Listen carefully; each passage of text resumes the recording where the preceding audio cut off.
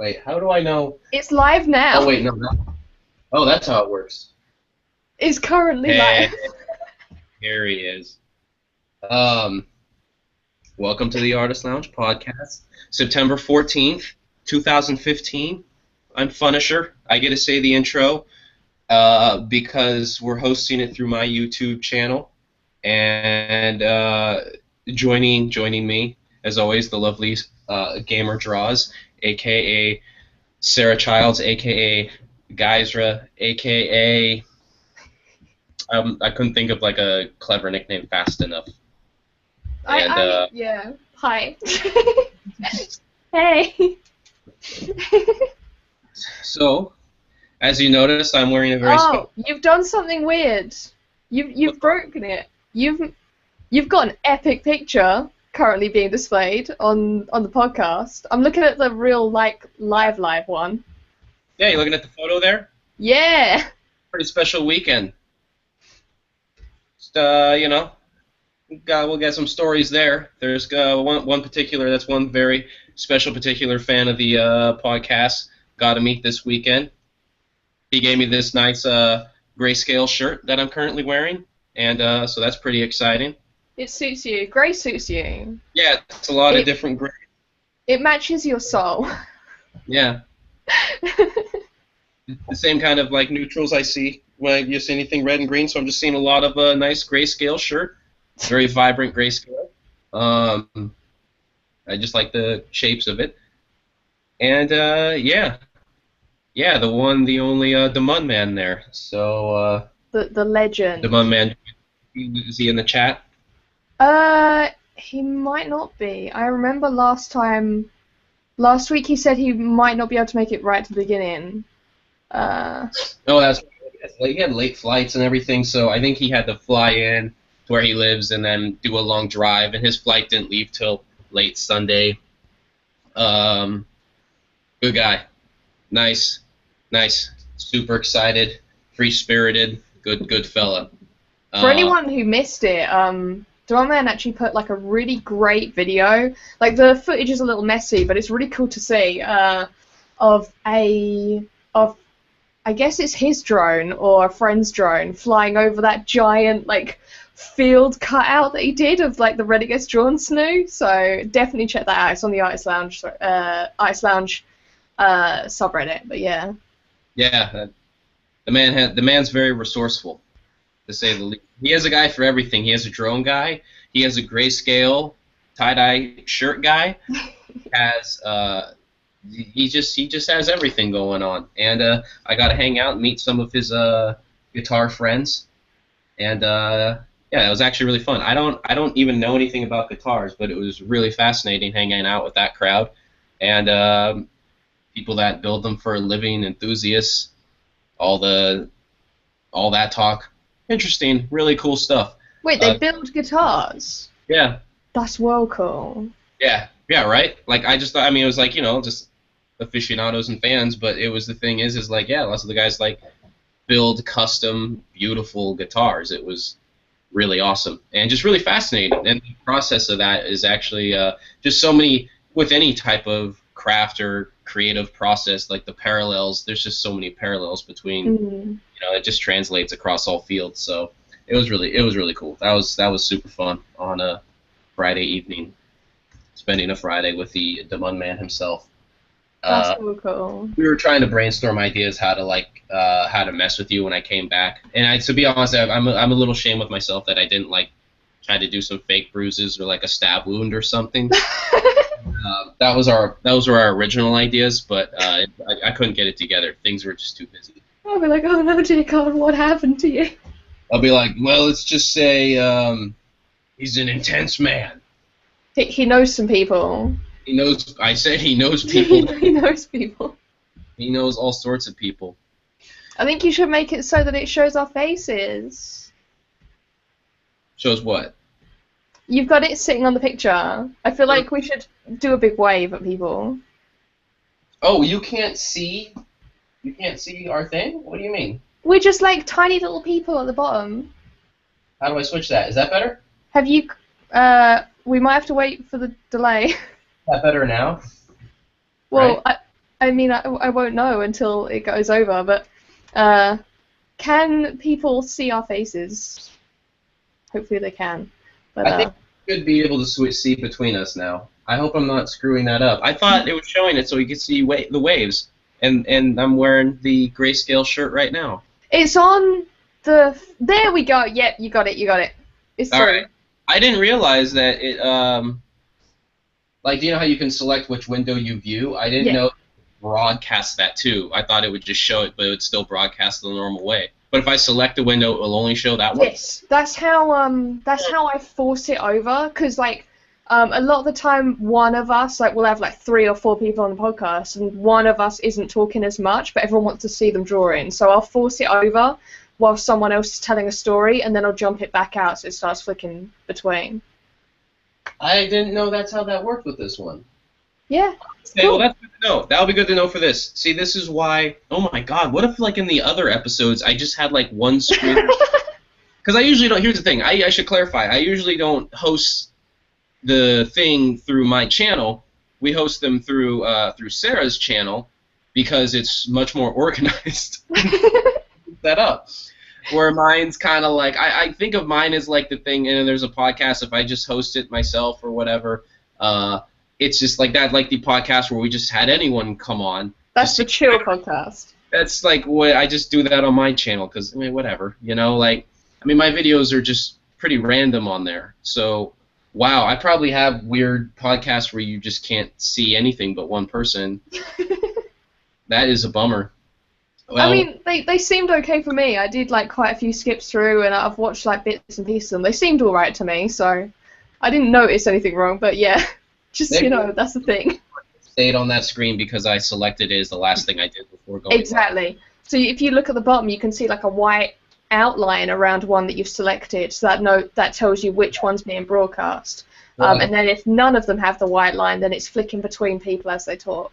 I see. So if I clicked on you, so now if I'm talking right now, it's still only... It'll still stay on me. Exactly. So that's how you show someone's artwork. Or, like... For example, when we show the artwork of people who've drawn it, obviously they can't talk about it in real life. We've got to show it, so I keep it on whichever screen's displaying that whilst the rest of us talk. But yeah, there's some behind-the-scenes knowledge for anyone who is thinking about setting up one of these. Yeah, I've seen. Well, someone else did one recently this last week in the Artist Lounge. They did some live drawing, and that was exciting to see. Yeah. Yeah, if I was more prepared and knew I was going to mention it, I would have actually looked it up. But it's just right there. It's near the front. More live drawings, the merrier. Find it. It'll be interesting to see how this episode goes. We have the official blessing, since we are the official sister sub and the official kind of thing of the Artist Lounge podcast, that we can now post ahead of time in the link itself. So anybody who goes and views that can come to this and then see the artist draw live. So that'd be interesting to see if that draws new faces here. Lol draws. The artist who was doing live sketching was DRBJR. Drubjur. That's how I'm gonna call this person. Drubjur. But yeah, awesome. It's nice to see the kind of video art has been really picking up in the lounge, because like you never saw that before. It was like every now and then someone might show like a speed drawing or something, but I feel like it's gotten a lot more interactive, which is really nice. It's always nice to see it when people want to get involved and show their projects that they're working on and then ask advice and stuff like that. It's so cool. So, yeah, I'm loving that. Yeah. You know, what just occurred to me also is I should be sure to post a link to the previous episode playlist in the lounge chat so people, because it won't be on my channel. Yep. And yeah, we should probably switch over to Drawville now soon, right? So we're drawing Schmoonify's picture. I believe it's on the front page. And let me just get the name of it. The name is Draw Me Sporting My Favourite Colour, and it currently has 15 upvotes, but that's on the front page. And you'll see the little Best of RGD winner tag next to it, so it should be easy to find. And we'll be drawing Schmoonify's grey hair while you wear your grey shirt. Yeah, my grayscale shirt with his gray hair. Just so many black and white photos I submitted. know. How strange. It's surprising, isn't it? Not that there would be any difference than normal for you. Yeah, I just wonder, It's like it's like everything on RGD is like the first half of the movie Pleasantville, Reference. I don't know if I don't know. Why would I get like? Anybody, well, you and I don't know if anybody remembers that movie, right? Anybody? No? All right. I feel like that's what this channel is for. This channel is for obscure references no one will get. Had obscure. It had some attention. Had a Fiona Apple song that got popular, and it had the dude that played Spider-Man was in it, as well as I think Jeff Daniels maybe. I know Spider-Man. I've seen Spider-Man. I seen some of the second one. Alright, let's do a switch over. We're rambling about nothing. I'm gonna go over to that, and hopefully not ruin the podcast in the process. I'm on my little screen. Alright. I've been practicing working from a smaller canvas lately, so I'm going to keep doing that because I've been getting way better results. Hooray, here I am. Okay. Reese Witherspoon was in it too. Yes. Did you say Reese Witherspoon? Reese Witherspoon. Oh, I thought you said Reese. I thought you were getting all Essex up on that. I did say Reese. I did. I won't hide it. I quickly read and my brain fried. Yeah. Don't run from it. It's fine. I accept it. I accept my brain frying. I believe it's called a brain fart. That's true. Look, I'm ill. You're like, I have my excuse. Yeah, so the reason why it's on, why the show's on your channel today, for people who don't know, who haven't seen the message, is because I'm sick and I'm getting progressively sicker. So I'm good enough now. Mm-hmm. I'm probably going to go to bed in about an hour. Yeah. Oh, Will Be Mine was the person who had mentioned to Reese Witherspoon. Indeed. Joining us in the chat. In the yeah, people got to understand that it was, so I have to like usually rush out of work at 3:45 to get here in time to make art, and so I can get here on time so we can make sure to start 10 minutes late. Like that's my process. So I'm stuck in traffic in San Francisco, and it's already like 4:15, and I'm just like, oh, that's going to be too late. And I'm stuck. Like rush hour in San Francisco starts at like 3:30.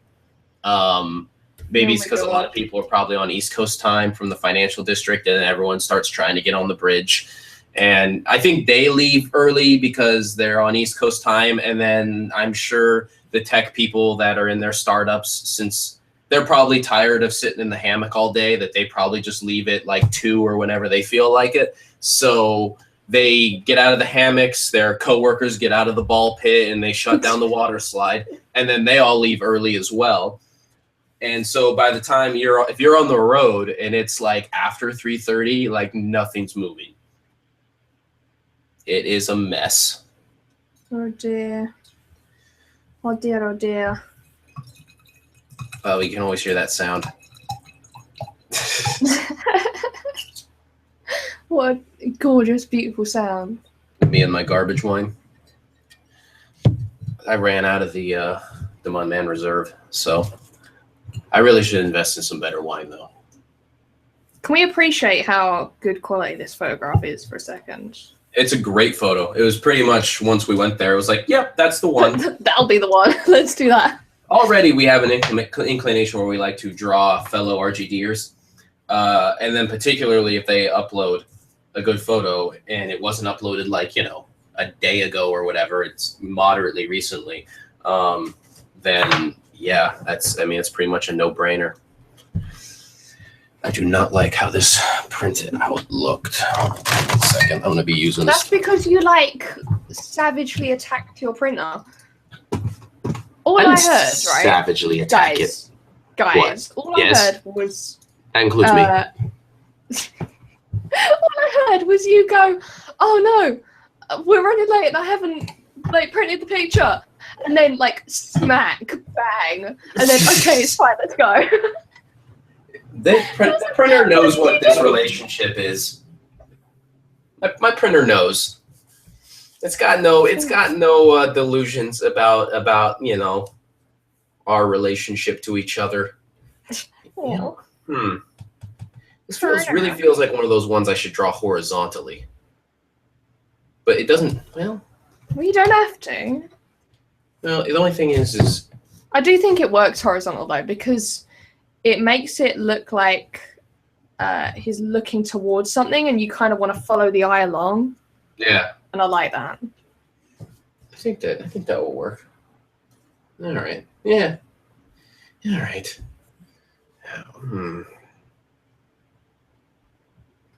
Oh, my computer is lagging. How do I want to draw this? Do some ink washy stuff. I gotta be careful. I spent so much time staring at Roger, aka Artbroken's work lately. It's like my stuff's just gonna starting to look like his. I gotta gotta make sure I Punisherify it, and I don't just bite my homie's style. It's like that thing, you just spend too much, like you spend a lot of time around something, and then it's just like in your head all the time. It just becomes you, yeah. Oh God, I gotta make sure I do this. Because it's like the thing is I got now that I'm working on with washes and stuff, naturally things get runny and flowy and drippy. But if I get things too drippy and too particular of a way, that's definitely gonna be I definitely end up, not like you can't do it and then have because there are lots of people do drip stuff. But if I were to do it now with so little practice in it, and you know where it's coming from. Right? I know where it's gonna go because it's gonna go with what I saw recently, and I'm gonna be too influenced by my surroundings. I think that's a good reason to not get too obsessed with one artist. Like if you're studying to be really good or currently studying art or whatever, I think it's important to look at a massive range of artists, because you'll pick stuff up and you'll like certain things. You'll be like, oh, I want to steal this little thing that they do. But if you steal stuff from loads of different artists, then it's not as noticeable and it becomes more your own. Rather than if you get obsessed with just one artist, you can really see that their stuff, you can compare an artist and be like, oh, that was so and so's work, that you can see in there. And I've done it myself by accident before. I've gotten obsessed with an artist because I've met them in real life. It's like, oh my God, you're amazing. And then and then I'm sitting there at home doing loads of sketching, and it's like all of these little tweaks and changes that I've done are literally the things that they do.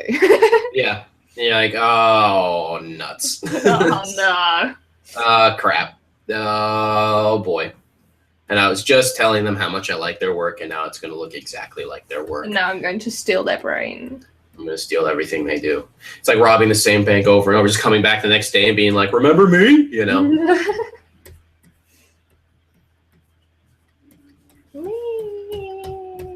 I'm in a weird mood. That's because you're probably slowly going delirious with fever right now. I'm slowly going odd. It's going to get intense.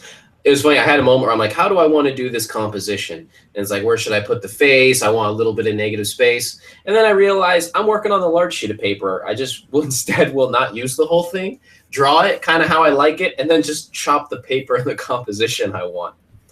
I do that cheat a lot, particularly with drawing. Obviously, I can't do that with canvas and just painting in general. But when I'm drawing, if I can't make up my mind, I can always just work small and then crop later. Mm-hmm. I feel like that's not a good technique to practice, but when you're on the spot and there's cameras rolling, sometimes you got to just get going. You got to just move. It works though. If you need to be quick, it works. I do it a lot with comics work. I'll go right over where the edges should be. Yeah. Particularly during the pencil stages, just so that it looks better, because you can see that let's say you're drawing a landscape, for example, and you draw it beyond where the lines should be. Yeah. You can tell that landscape makes sense. Yeah. And I think sometimes it is important to go beyond the boundary of where you want and then cut it down later. I think it really works.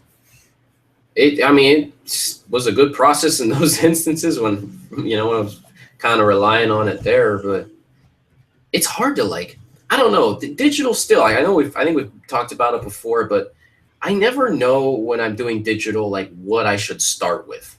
Like the thing that's nice about traditional is it's all analog. So I just make a thing and then I worry about digital and resolutions later. But with digital, it's like, it's when you're starting. So like, I'm always just like, well, what should I start with? Like what pixel by what pixel width and everything. You mean like the canvas and stuff like that? Yeah. Like, yeah, I don't know what, like, because then people are like, if I'm just doing a sketch, I do this. It's like, yeah, but what if that sketch ended up being the thing you really like, and then you wanted to make a print of it, but now it's not at a, like, proper resolution to do that, I don't know. Is that a problem that, like, I just No, that is a thing. No, that is a thing. And if you go to any, like, digitalized live streams, like a really popular digitalized live streams, you will see that question asked so often, and the digitalized never knows what to say because they're just like, you kind of figure it out. So I would highly recommend, let me just check that I've got the web address of this correct.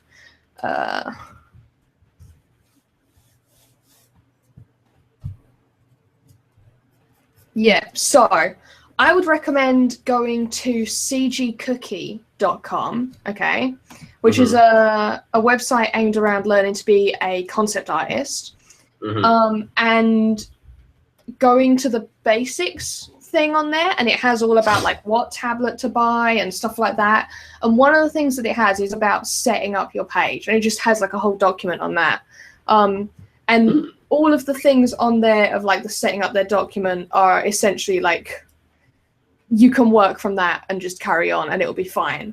I think once you get used to it and you've done quite a few, you start to figure out what you want to be doing. So like you might think, okay, for this piece, I want a really long canvas. And all of a sudden you start thinking like you do in real life.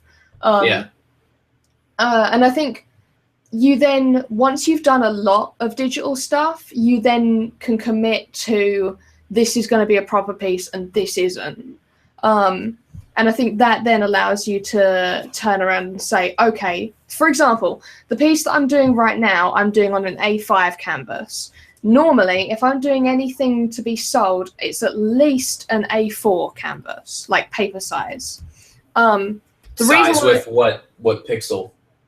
So this is 4961 by 3496. But if I set up a document here, I'll show you, right? If I set up a document, Manga Studio actually has like letter paper sizes in here that's nice. That you can choose from, and it'll do the equivalent ratio. So if I do A4, this is standard A4. Now I could like double that and it will still be essentially A4. It's just I'm getting more pixels for my buck, right? Essentially. Or I can just up the resolution. So I'm working at 600 resolution at the moment. I could bring it all the way down to 300 if I don't want it to be that detailed, or I could send it all the way up to 100 to 1200 if I want to murder my computer. Yeah.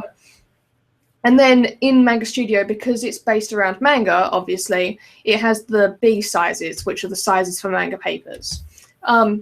So I'm working on an A5 piece at the moment, and normally I would never do that. But if I'm doing studies, I always work at A5 because it forces me to not zoom in. Because I know that if I zoom in, I'm going to lose so much detail that I would have on a A4, A3, A1 size paper. And you can do the same tricks just with resolution, and there's probably a bunch of people like, oh my god, just change the resolution, then you won't need to change the paper size, which is absolutely true. I just find this easier to wrap my head around, so I just do it this way. Yeah, so I do that, and then if I'm working on a proper piece, then I'm working at a proper size. If I'm working on a sketch piece, then I'm working at a kind of rubbishy paper size. Like normally I would have had this at 350 DPI, but I didn't realize that it was at 600. But yeah, so I think it's something you get used to, but if you really are like absolutely starting out, go to the CG Cookie website and follow their little basics routine, and they have like a standard paper size. And if you want to do it for web, I'd recommend starting at like a 1080p resolution. And just look up like best wallpaper sizes or something like that, and just work from that. And yeah, it's not going to be perfect for everything you need to do, but it's at least a starting point. It means you can get onto the artwork. So yeah. I'll still second guess myself. Well, yeah, I do as well. So I know how I am. No matter how much information I have, it will never be enough. Getting started with any projects is such the hard part. Like, just have you ever like had you just couldn't get started on a piece of like on a project or something, just from some weird stupid little reason? Like for me, yeah, like the art studio is nice because you just go. Like I just go there, everything's kind of there. Like right now there's a delay because if I want to paint in my studio, I have to like clean it up. It's one of the downsides I don't like about downsides I don't like. Well, I don't like any downsides. Anyways, it's one of the downsides of having a regular art walk is you clean up your space a little bit for it, which admittedly I've done less and less over time as opposed to more. But it's a thing where it's just the thought of like having to clean up the space, put art away, set up the palette, do all that. It's just like sometimes that's enough to make me just be like, fuck that. I'm gonna just go draw it like instead. Like, and that's the thing is that is just the most basic barriers can be so demotivating. Like if you're tired, like if you're already tired from a day of work or something, sometimes even the thought of just like, oh, I need to write that email, and your computer's off, and you're like, I don't want to just like turn it on and wait and like open my email. Like it could be that weird. Like when you're tired, just the smallest hurdles feel so huge. Yeah. I don't know. The only way I've found to combat those things is just to like not stop. Like for me, I lose a lot of energy in my day job. So the way I can fight to have like, you know, some left in me is just I don't like one little thing was like don't take off your shoes. Like that was a big one. Like especially if I had to get home first and then go to a studio, like it's like don't take off your shoes. Like get home, leave your shoes on. And then like you can't, like it's little things. Like if you have a couch, don't sit on it because it's too comfortable. Like you have to just, instead of thinking of your work schedule as a work day and then another one, you have to think of it as one really long work day, or else you'll never get to that second one. Yeah, definitely. I find that helps me. I find that helps my mum as well. Like if we have something we need to go and do, as soon as she gets home from work, she's like, right, I need you to be ready right now, because if I sit down, it's done. Yeah, we'll never make it, you know? Yeah, exactly. I think something that works for me is fake rewards.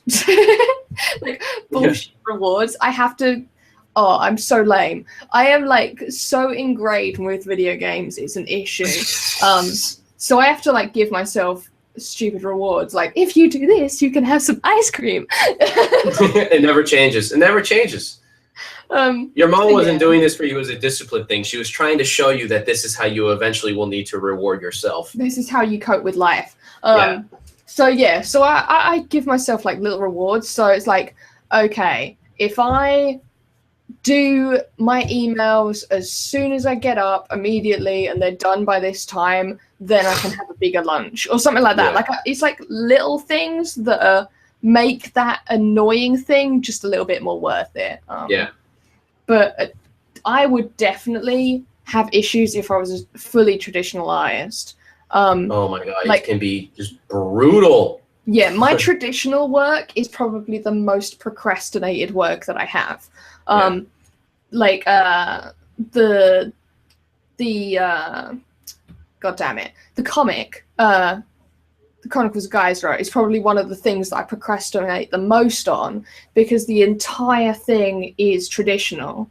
So I've got to sit there with a fucking inkwell and do that. And wait until you have to stretch a canvas. Yeah, no, I will not stretch a canvas. I'm never going to do that. The only way I can compare it is if it was literally like, to start this drawing, you need to go out and pull weeds for 2 hours. Yeah, no, it's awful. Like, I'm never going to do that. I did it in school, and I'm never going to do it as a job. Like, I refuse. I will make sure that I'm never good at painting in order to never have to do that. Like, even the little, like, play around that I had with oils, it was just effort having to figure out how to deal with it. I was like, you have to have other oils, but they're oils. Why don't they just be oily and do their thing? Like, why do you need another oil to throw in with them? Like, that was effort, and I can't imagine being an oil painter because I can't imagine having to figure out a system that makes that efficient. Yeah, that's like... To the point where you're making money. That's the thing. Like, every inefficiency is time where you're not making money. Exactly. And when it's a full-time job, that's a big deal. Like, if it's a hobby, then I think you can probably find some, like what are you doing?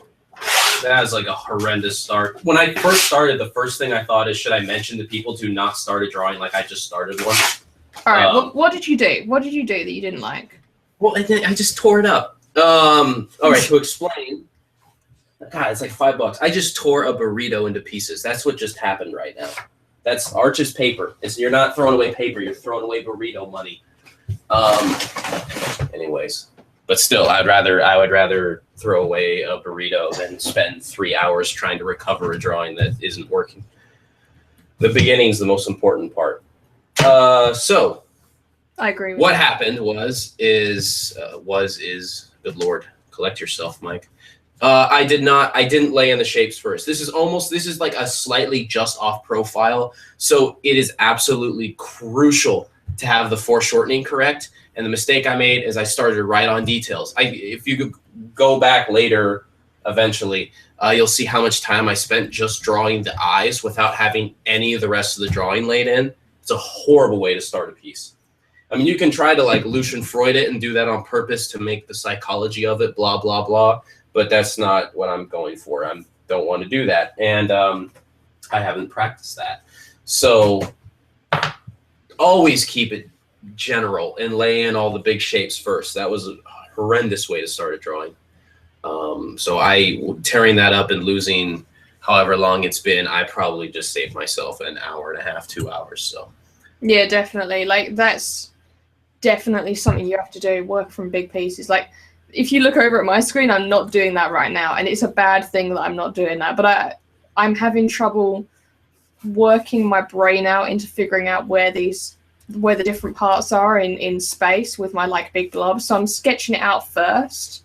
Yeah. To get it in my head, and then I'm going to make it vanish and work from that. If that makes sense. Mm-hmm. I just want to try and find the lines, if that makes sense. Like the key lines that will shape the head. Because it's not right at the moment, and I can't make my brain click into gear to fix it. I need to go over here, and I need to just find what the distance is here and what the distance is here and stuff like that, and that will make me fix this. So, for example, by drawing on here, I can tell that should be really short, which is not what is going on here. It should be that was about where that was, if this eyebrow is correct, which it probably isn't. So, like, I'm just trying to block out those things at the moment. I can even, like, it's so immediate. This is the mistake that I've been aware of, and I've been making for as long as I have been making art. It's probably the most common mistake.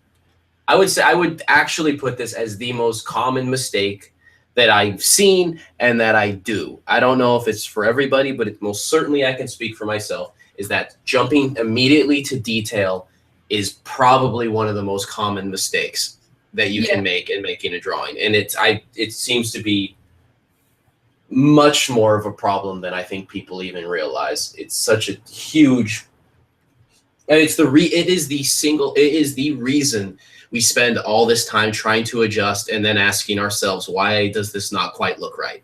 Anytime you've ever asked yourself that, it's because you jumped too quickly to details. Make a collage of your ripped up drawings. People have said that. Oh God, I see people doing Funished. Oh God. I was on another tab modding while listening to you guys talk when I hear the telltale sounds of Funisher finishing something. Oh, Jesus.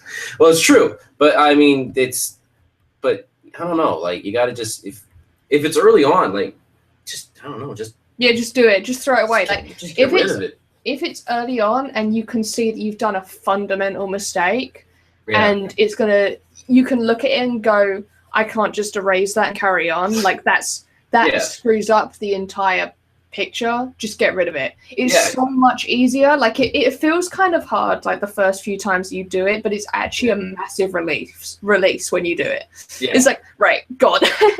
At this point, the hardest part about doing that is just, like, knowing whatever time, like, let's say I spent 40 minutes and then I ripped up a drawing, that means I'm going to be up 40 minutes later.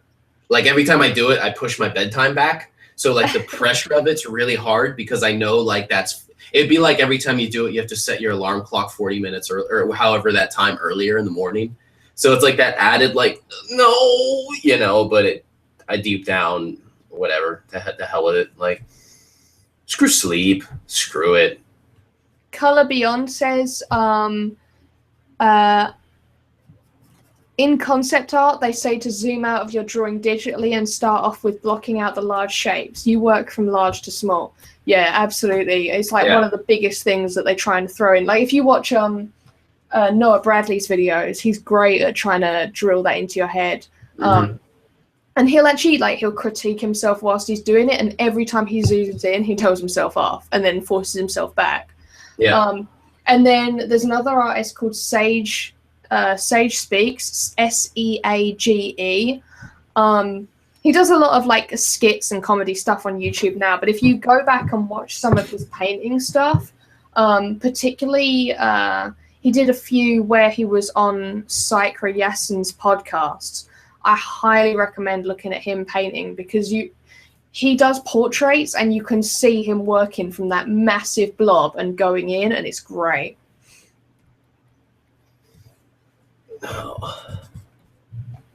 Yeah, I found out how much YouTube I watch. I realized I watch a lot of YouTube. I don't watch any art stuff on YouTube. How messed up is that? Did you? Like, I watch so many things on YouTube, and none of it is like art instructional or any of that. Really? I watch so much. I don't know why. I don't know. I mean, none of it's like. I mean, I've been watching a lot of. Mostly, it's seriously, it's all just like skate videos and music stuff. That's like what my YouTube is. I think if anyone wants a laugh and also a lot of suggestions for art stuff, there was a post this week on the Artist Lounge where someone was asking for podcasts and video ideas and stuff like that were to do with art. Go on there and look at the list I put on. I was just like, these are the artists I'm watching at the moment. And then I put like a description of what each of their channels is. And then I was just like, oh my God. And I looked at it, right, I'm really upset. I brought this up before and I'm going to bring it up again. I'm so upset that YouTube got rid of categories because it was so useful to me. But now now all of the stuff that I had put into specific categories, so I could go, I want to watch an artist today, then I could see all of the artists, or I could be like, I want to watch a gamer today, and I could see all of the gamers. Why would they get rid of that? Because no one used it. It's not like it's that hard to have, though, is it? Yeah, I mean, unless it was taking up server space, maybe, I don't know, but I loved it. I absolutely loved it. And they got rid of it, so now I have over like 220 subscriptions that I have to go through every day to find who I want to watch. Oh God! Why would they get rid of categories? It's such a first world problem, but it's so upsetting. I feel like it wastes a good like 20 minutes of my day now, like where I could be doing artwork rather than sitting there scrolling through stuff so that I don't go insane during the day from loneliness. I already started doing it again. Like I haven't drawn the mouth, the chin, the ear, haven't gone into the shoulders, none of that. And look how much detail I already started doing on the eyes. Unbelievable. I cannot help myself. That must be like the crack of art, is just the, I need to fix this little thing. Let me just fix this real quick. Definitely is. It's like where you're learning guitar and every time you screw up, you go, wait. That's what it is for art. Is wait, let me just get this. Wait. That's what it is. Avoid the wait. What's that? They have that game show that everyone says they like, but it's kind of boring. The wait, don't tell me on NPR. It's like I don't know. Maybe some people can listen to it, but I get like 10 minutes into that, and I'm just like, it's like when you turn on NPR and then you hear Garrison Keillor, and you're just like, oh God, no, not this time. I'm sorry. No Lake Wobegon for me. I don't think we even have NPR. Yeah. I don't think you guys need to. I think you just have BBC for everything. We do have a lot of BBC. There's like a billion BBCs. Yeah, it's just it's all BBC. There's a BBC everything. There's like BBC Politics, BBC Wales, BBC everything. Like, it's amazing. Like, I went through all of the BBC channels once, and I was just like, this is too many, and no one can watch this. It'll never happen. I can't handle it. Can't do it. I just can't do it.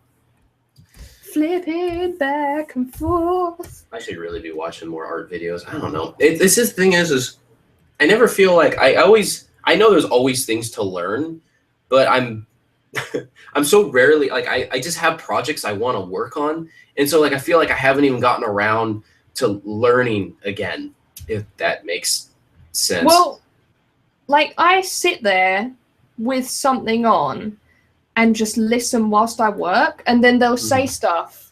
Like, for example, I was watching a video the other day, and the artist said, I'll always make sure that if you're doing this kind of a picture, and it was like this like character in a big landscape, that sounds like my nightmare.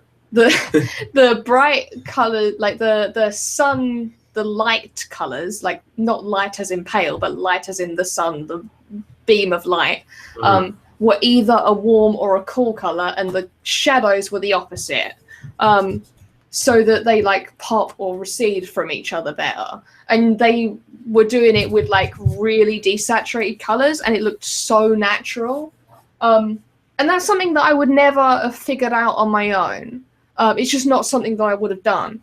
But I was sitting there working, and I hear that said, and then I can just be like, okay, I'm going to add that into this picture and see how it looks. And then I can see the stuff changing. So I don't sit there and stare at a video. Like, I very rarely sit and watch a video. But if I hear something interesting, I'll jump over and have a look. Or if I'm struggling with like a certain thing, like I think particularly with digital, it's really helpful because there is just like, digital is filled with so much stuff. So much to remember. Yeah, that I find that if you're watching / listening to a YouTube video, they might just go, oh, by the way, if you hit da-da-da, then this happens. Like a 3-button keyboard click, this happens. It's like, I never would have figured that out, but you just randomly said that whilst I was working on something completely different. Now I'm going to go try that out, write it down, and then I'll remember it. Like, I'll stick it on a sticky note and put it next to the laptop or something. That actually clarifies a lot of that. I think with digital, I could see it being just super helpful. It's so helpful with digital. Like, I don't do it very much with traditional at all. Only if there's like a particular thing that I want to work on, like a fundamental. Like, I struggle most with perspective. So that'll be the one that I'll go back and watch someone do properly and plot out all the lines, like architecture drawings, that kind of thing. So that'll be the kind of thing that I'll watch with traditional, and I guess that applies to both, really, but that I can practice with. But most of the time it's digital work. or just general discussions, kind of like this show, where you can hear opinions from different artists, that kind of thing. Why would anybody want to hear the opinion of an artist? I know. What's the point, really? They're just going to be like, society, microcosm, Atmospheric dissonance. Atmospheric dissonance. Ooh. Oh, Color Beyond was talking about how you were getting sucked in by the eye, and they've said, I think it's because we're drawn towards the detail. No one thinks about the large areas as they aren't very interesting, ? Yeah. And I mean, that rule applies to everything. And right now, I can already see proportions that are wrong. At least it's early, though the night will be late. And that was a big thing with landscape. Large to small landscape works really well from large to small, back to front, dark to light, depending on the medium. Unless it's watercolor, then it's watercolor, light to dark, yeah. Light to dark. Asshole medium. Has to be so cool with its reverse. See right here what I did? I just did another perfect example of what you shouldn't do. I don't know what's wrong with me. I didn't draw this weekend, and I just think that sometimes there'll be weeks where I literally only draw during the podcast, and that'll be the only drawing I did all week. God. Yeah. I gotta make changes. That's getting ridiculous. I need to just like either figure that out or just set everything in my life on fire and just run to the hills until I have to like start from scratch, because it's ridiculous. And then be like, oh no, I have to stretch a canvas. Oh God. See, already now it's a bad idea. It's a bad idea. But yeah, I should have taken the time to I should have taken the time to lay this in, because already if I lay in the chin here, it's gonna not look to the right size. Everything looks like I can't describe it, so I'll just make that sound. It looks like that. And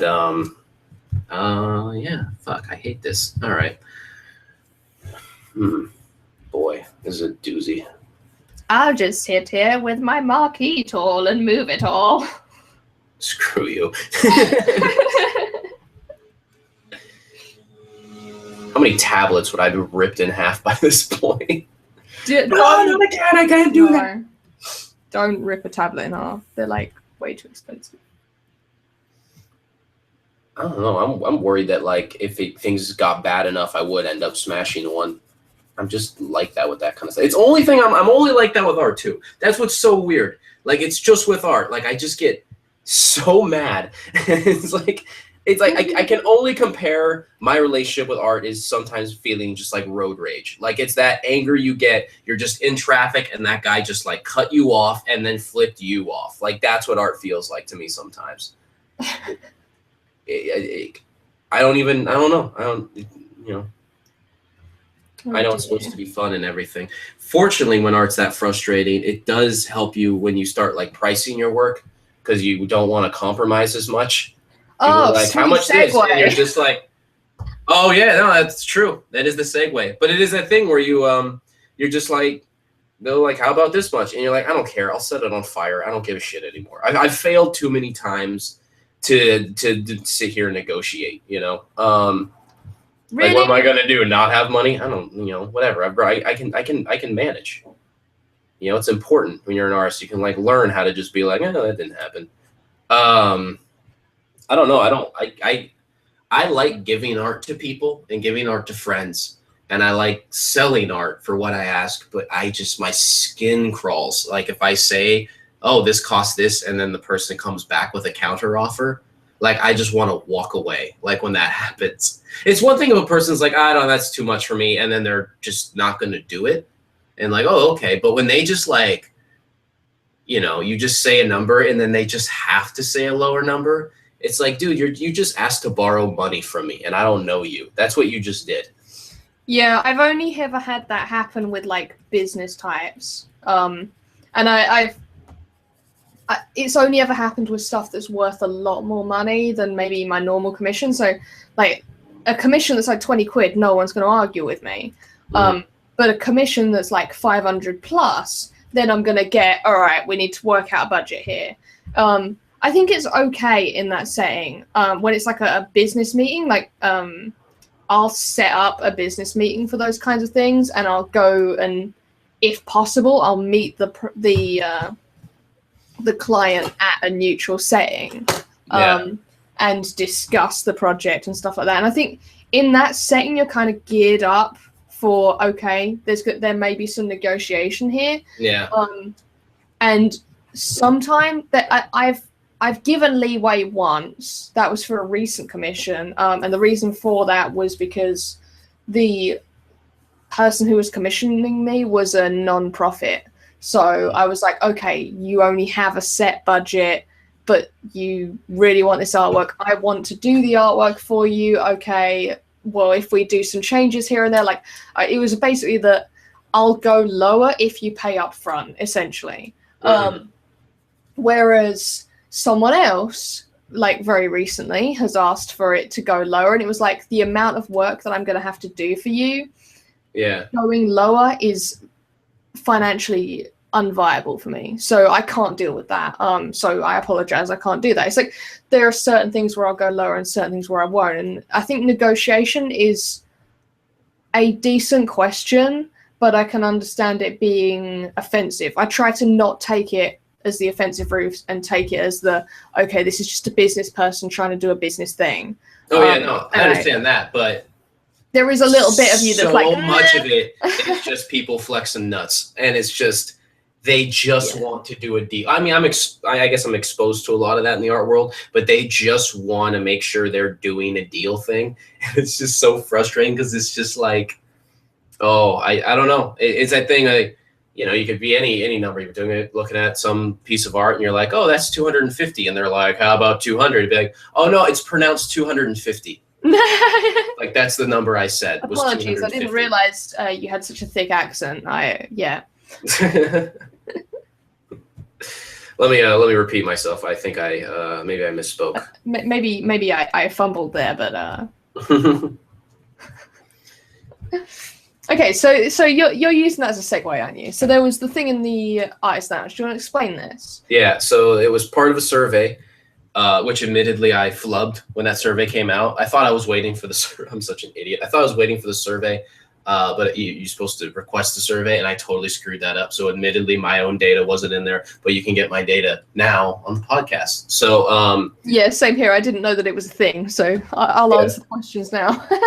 It was a very important day to flub in this, but regardless, it was a survey regarding the No Rules Week on RGD, and people sharing their results, their feelings, what rules could be changed or shouldn't, or so forth. And then also in the survey was commission data. Do you receive commissions through RGD? How much do you charge for commissions? And I don't know, I was more surprised. I guess I wasn't that surprised, but I was more just like, oh man, when I saw how little people charge for their commissions. It's like, you guys need to pay yourself money. Like, the world is expensive. A lot of people don't get commissions. I don't get commissions very often. I haven't been submitting enough to get as many as I can. And even then, not a lot. And lots of times I tend to just have lots of commissions turned down. And it's because I absolutely hate how I'm drawing this. I am so not happy with this drawing. Wow. What am I doing? Okay. God, this is going to be a long night. Oh, Jesus. I think something interesting to note and to remember about the specific questions, I think we should say the questions. So question 1 that we have in the released artist commission data info on Artist Lounge is, can you please let us know how much, in general, a range is fine, you charge for commissions? That was question 1. And question 2 is, how much money, roughly, have you made from commissions through RGT? Now, I think it's important to note that second question, how much have you made from commissions through RGD? So take the information with a grain of salt, because the artists could be getting a lot of commissions from elsewhere and not really advertising themselves on RGD. For example, like for myself, I've never had an RGD go through, as in to completion and then paid, via Reddit RGD, but I get plenty of commissions throughout the year. So that kind of is something to bear in mind about the data. Yeah, it could be from multiple. I've had RGD commissions go through from beginning to end. My largest commissions I have ever had were through Reddit, but they were not through RGD. Okay. Weirdly enough, one was through Dogecoin, and one was through somebody just in a for hire.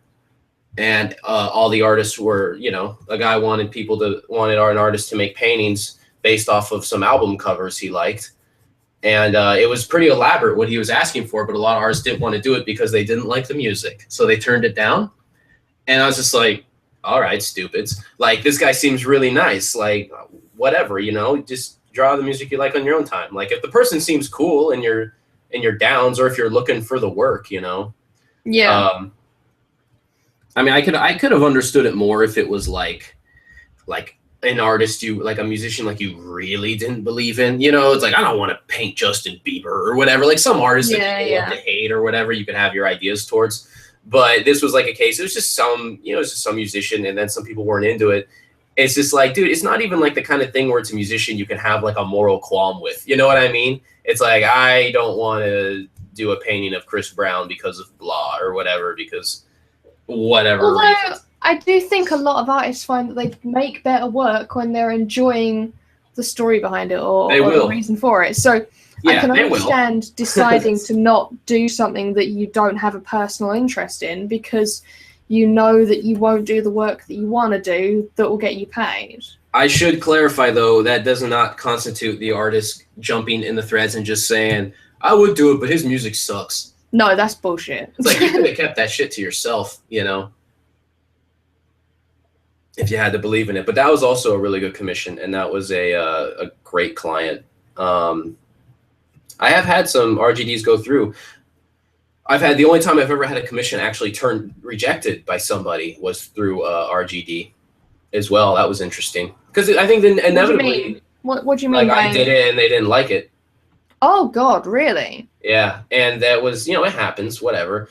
And in that case, they gave me, I had a deposit, and that was that. They kind of gave, like, that courtesy thing. I guess what really stressed me out about that one, though, is I actually thought mine was, like, it turned out pretty all right, I don't know. Yeah, that's the worst. Whatever. It was so, a lot of it was my mistake in taking on a commission that was not really doable because the photo reference was just horrendous, and I just thought I could wing it, and it was like, I thought given the circumstances I did all right, but apparently they were not on board. And man, I keep getting distracted with how much I hate my drawing. So they yeah, like, I totally lost my train of thought because I don't like my drawing so much. Should I say my answers to the questions then? Yes, I have to regain my thoughts. So whilst you turn your brain on, so question 1, can you please let us know how much in general a ranger's fine you charge for commissions? So my prices, they start at £10, but no one ever buys the £10 one, so they essentially start at about £15. And then that's for like tiny little commissions, and then they go up to 500 onwards. And there's some prices for like 700, 900, that kind of thing. The highest I've been paid for, like the commission has gone all the way through and then I've gotten the payment at the end, is 500. I've been requested for 700 pluses, but it's never gone all the way through, where the client has pulled out at some point. So I've been like, either they've pulled out right at the beginning and they've vanished off the face of the earth, or they've paid a deposit a few times or different percentages and then not gone all the way to the final completion of the work for whatever reason.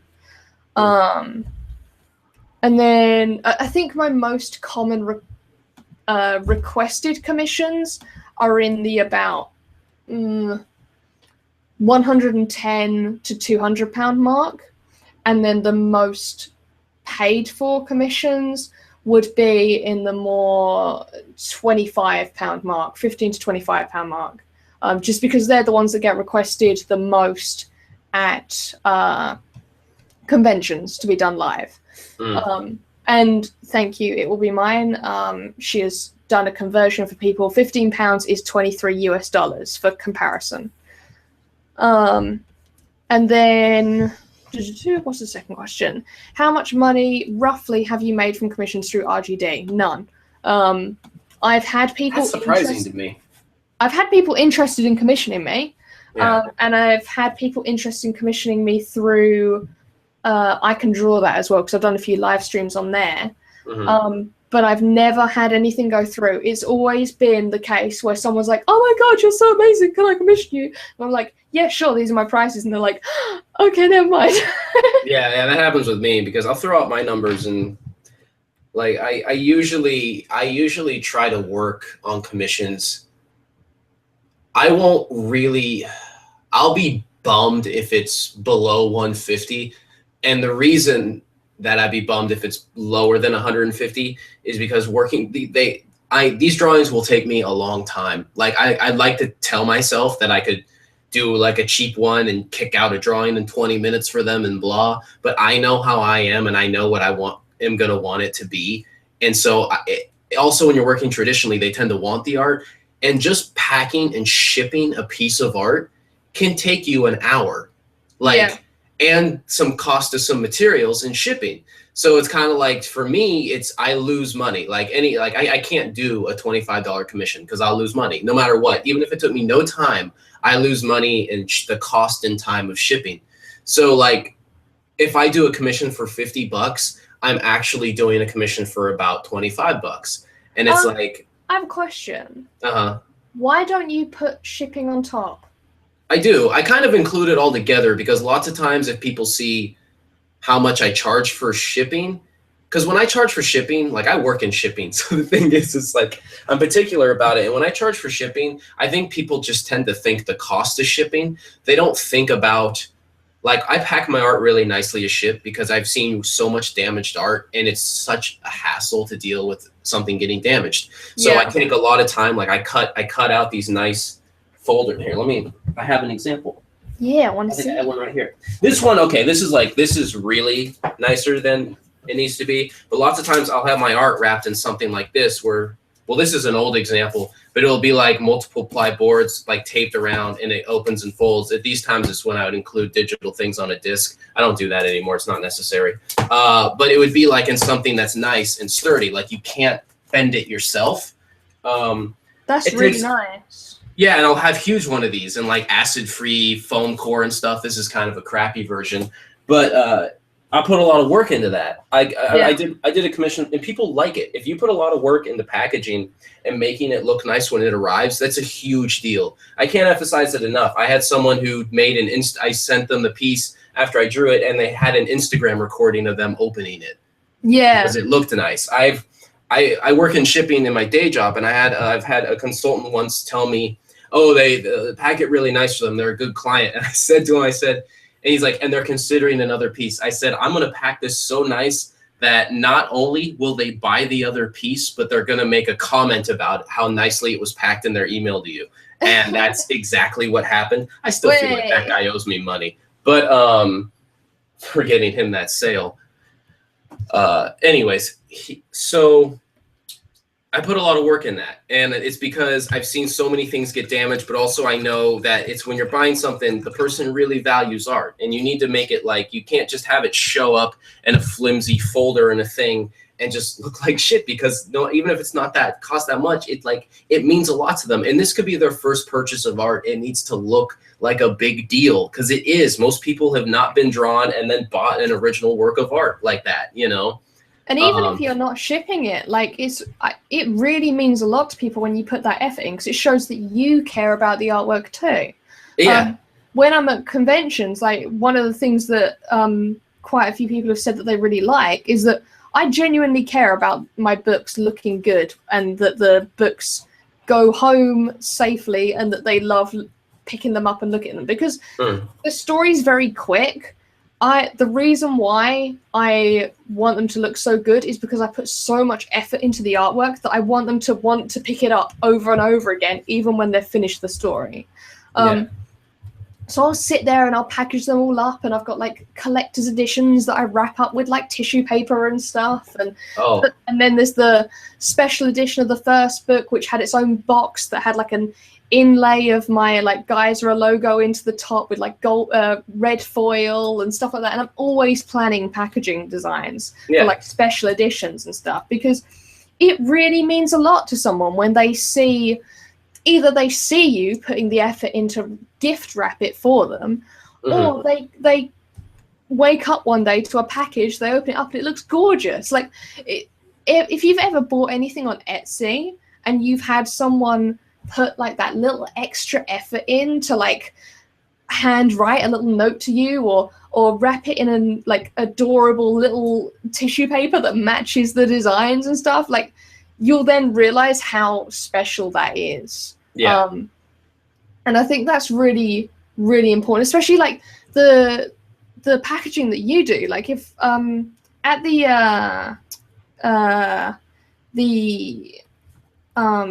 sorry, I got distracted by a bit of artwork. At the Affordable Art Fair, they have like you guys out on the show floor with like your own section packaging all of the artwork that's getting bought. And like getting it ready to be shipped, and it's so cool to see that happening. Like them like combining all of this amazing packaging materials and like wrapping it all up at like insane speeds, and then you see people standing up and holding the brown paper boxes that have like the Affordable Art Fair written across them and fragile put all over them, and you see them walking out of the convention hall and walking through London holding this massive painting that says Affordable Art Fair on it. Like even if you just think of it as free advertising, even that is a good enough reason to make it look amazing. It's you're representing your whole thing there, and a shout out to the art handlers of the world, man. You guys, they're all very underappreciated in the work they put in. I can say that as someone who spent 8 years in that business. Wildly unappreciated are art handlers. I remember at one point in New York, a bunch of art handlers got together from different galleries and held the Art Handler Olympics. So it had events like it'd be 3 at a time, and each art handler would have to hold. It was a big piece of lead in a fancy frame, and then you had to hold it on the wall. And it was really heavy, and you had to hold it there for a pretentious, angry curator to tell you to like raise it and lower it and raise it. And then they get like distracted by a phone call as you're holding it. And then whoever held it the longest won. There was one where you had to build like a bin to move art, but you had to build a bin from scratch and then wheel one of your team members around the block and get back it fast enough in time. And they had all these crazy events like that. And we almost like, me and my friends like really wanted to enter it, but they didn't have a West Coast one, you know? Because if they did, we would totally have done it. And I think we would have kicked ass. But whoever won, they won a gold medallion with a flaming tape gun on it, which was, I actually kind of really wanted one of those. But I can't emphasize that enough. And so that's the thing is like, I know how long I'm going to spend wanting it to be nice and safe. And so like, I can't charge so little, you know? And so it's like, I don't even blink. If someone told me that they make art and they charge $50 an hour, I won't even, if they're like up to like a more quality levels, like they haven't just been drawing for like a year, but they've been drawing for a while. And, you know, like that doesn't faze me. And then what I keep telling people is like, how, you know, you bring your car to a mechanic, how much does that mechanic charge you an hour? They charge you a lot. I promise you, probably more than $50 an hour. They could charge you 50, 75, whatever. They charge a lot per hour. How much does a plumber charge per hour? Like those are professional wages, you know? And if you say, like, here's the thing is if someone asks for commission, how much does this cost? You say it's $50 an hour. They're going to go, no thanks. Cause they're going to assume it's going to take forever. But if you're doing a drawing that takes 4 hours, $200. All right, $200. And at that point, you include shipping. All right. And so at that point, you're just like, okay, $200 for like a customized piece of art you spend hours on. That like number starts making more sense to people because it gets closer to like, because lots of times you'll have people that, you know, they have professional careers and then they'll be surprised at a price. And it's like, I'm sorry, how much do you make at your job?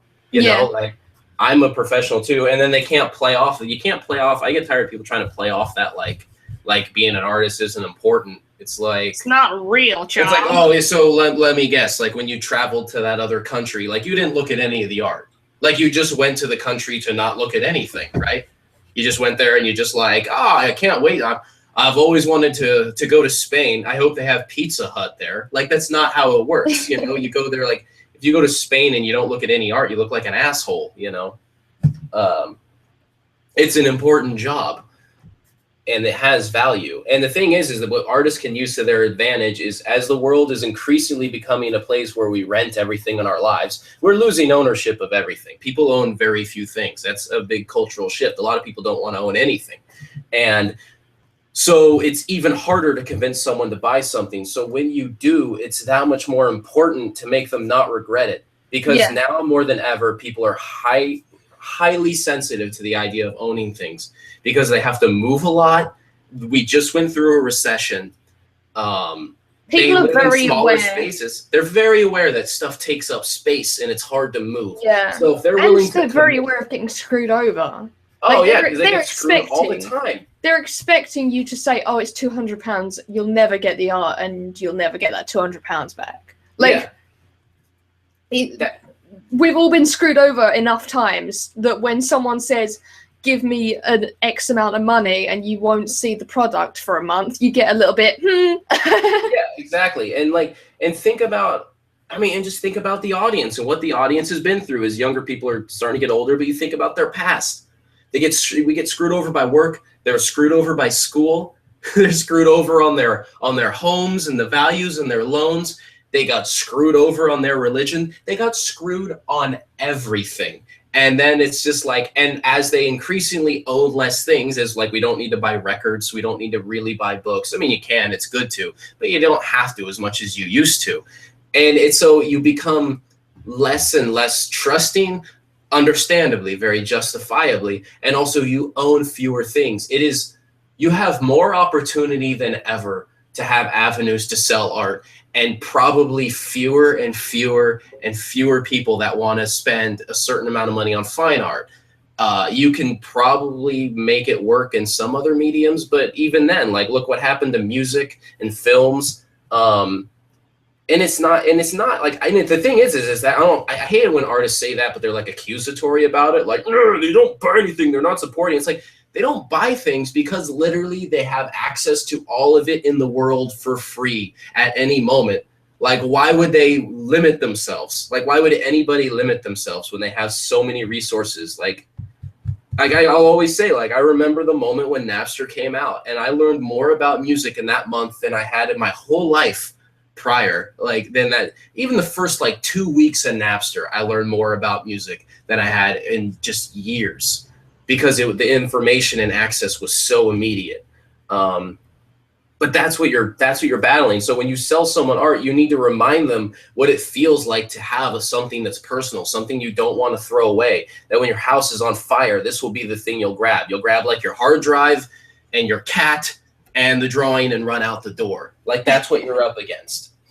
They have to want it that much. So don't package it shitty. Yeah.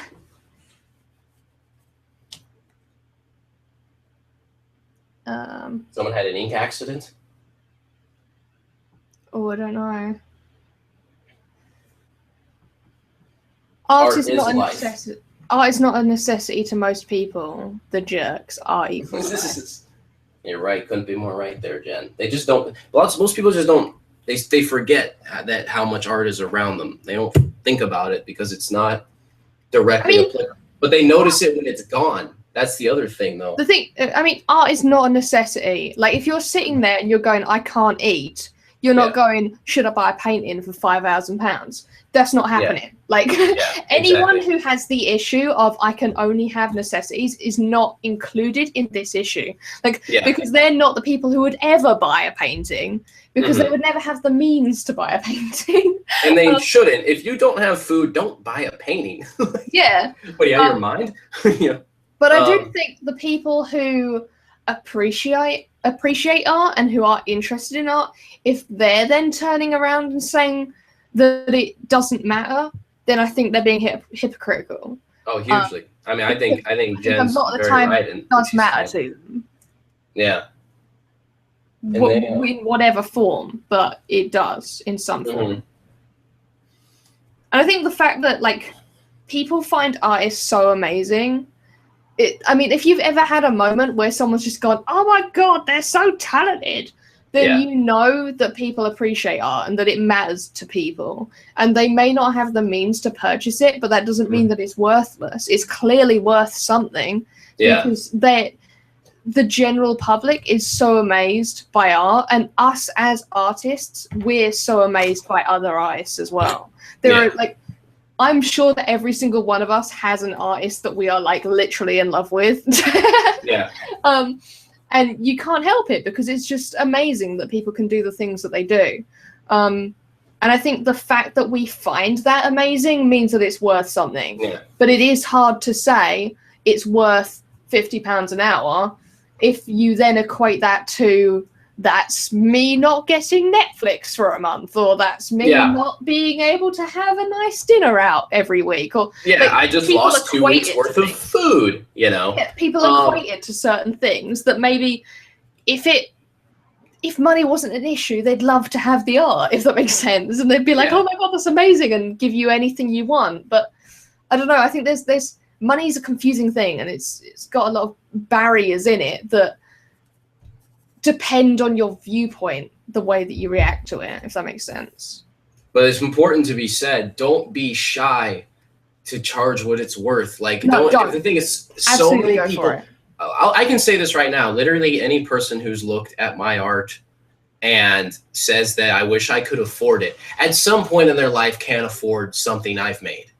Yeah. Like, I've never met a person who's looked at my art and said, I wish I could have, like, if I looked at and they didn't have shoes on and it's winter and we're outside, I'll be like, okay, I believe them. But I've had so many people say that where I'm just like, it's like, dude, you just said you went out to dinner at this restaurant that's like probably cost you $90 each, you know, like, don't give me that. It's the same thing as like, oh man, gotta survive on ramen in a week. It's like, you were just at a bar last night, you know, like, don't give me that.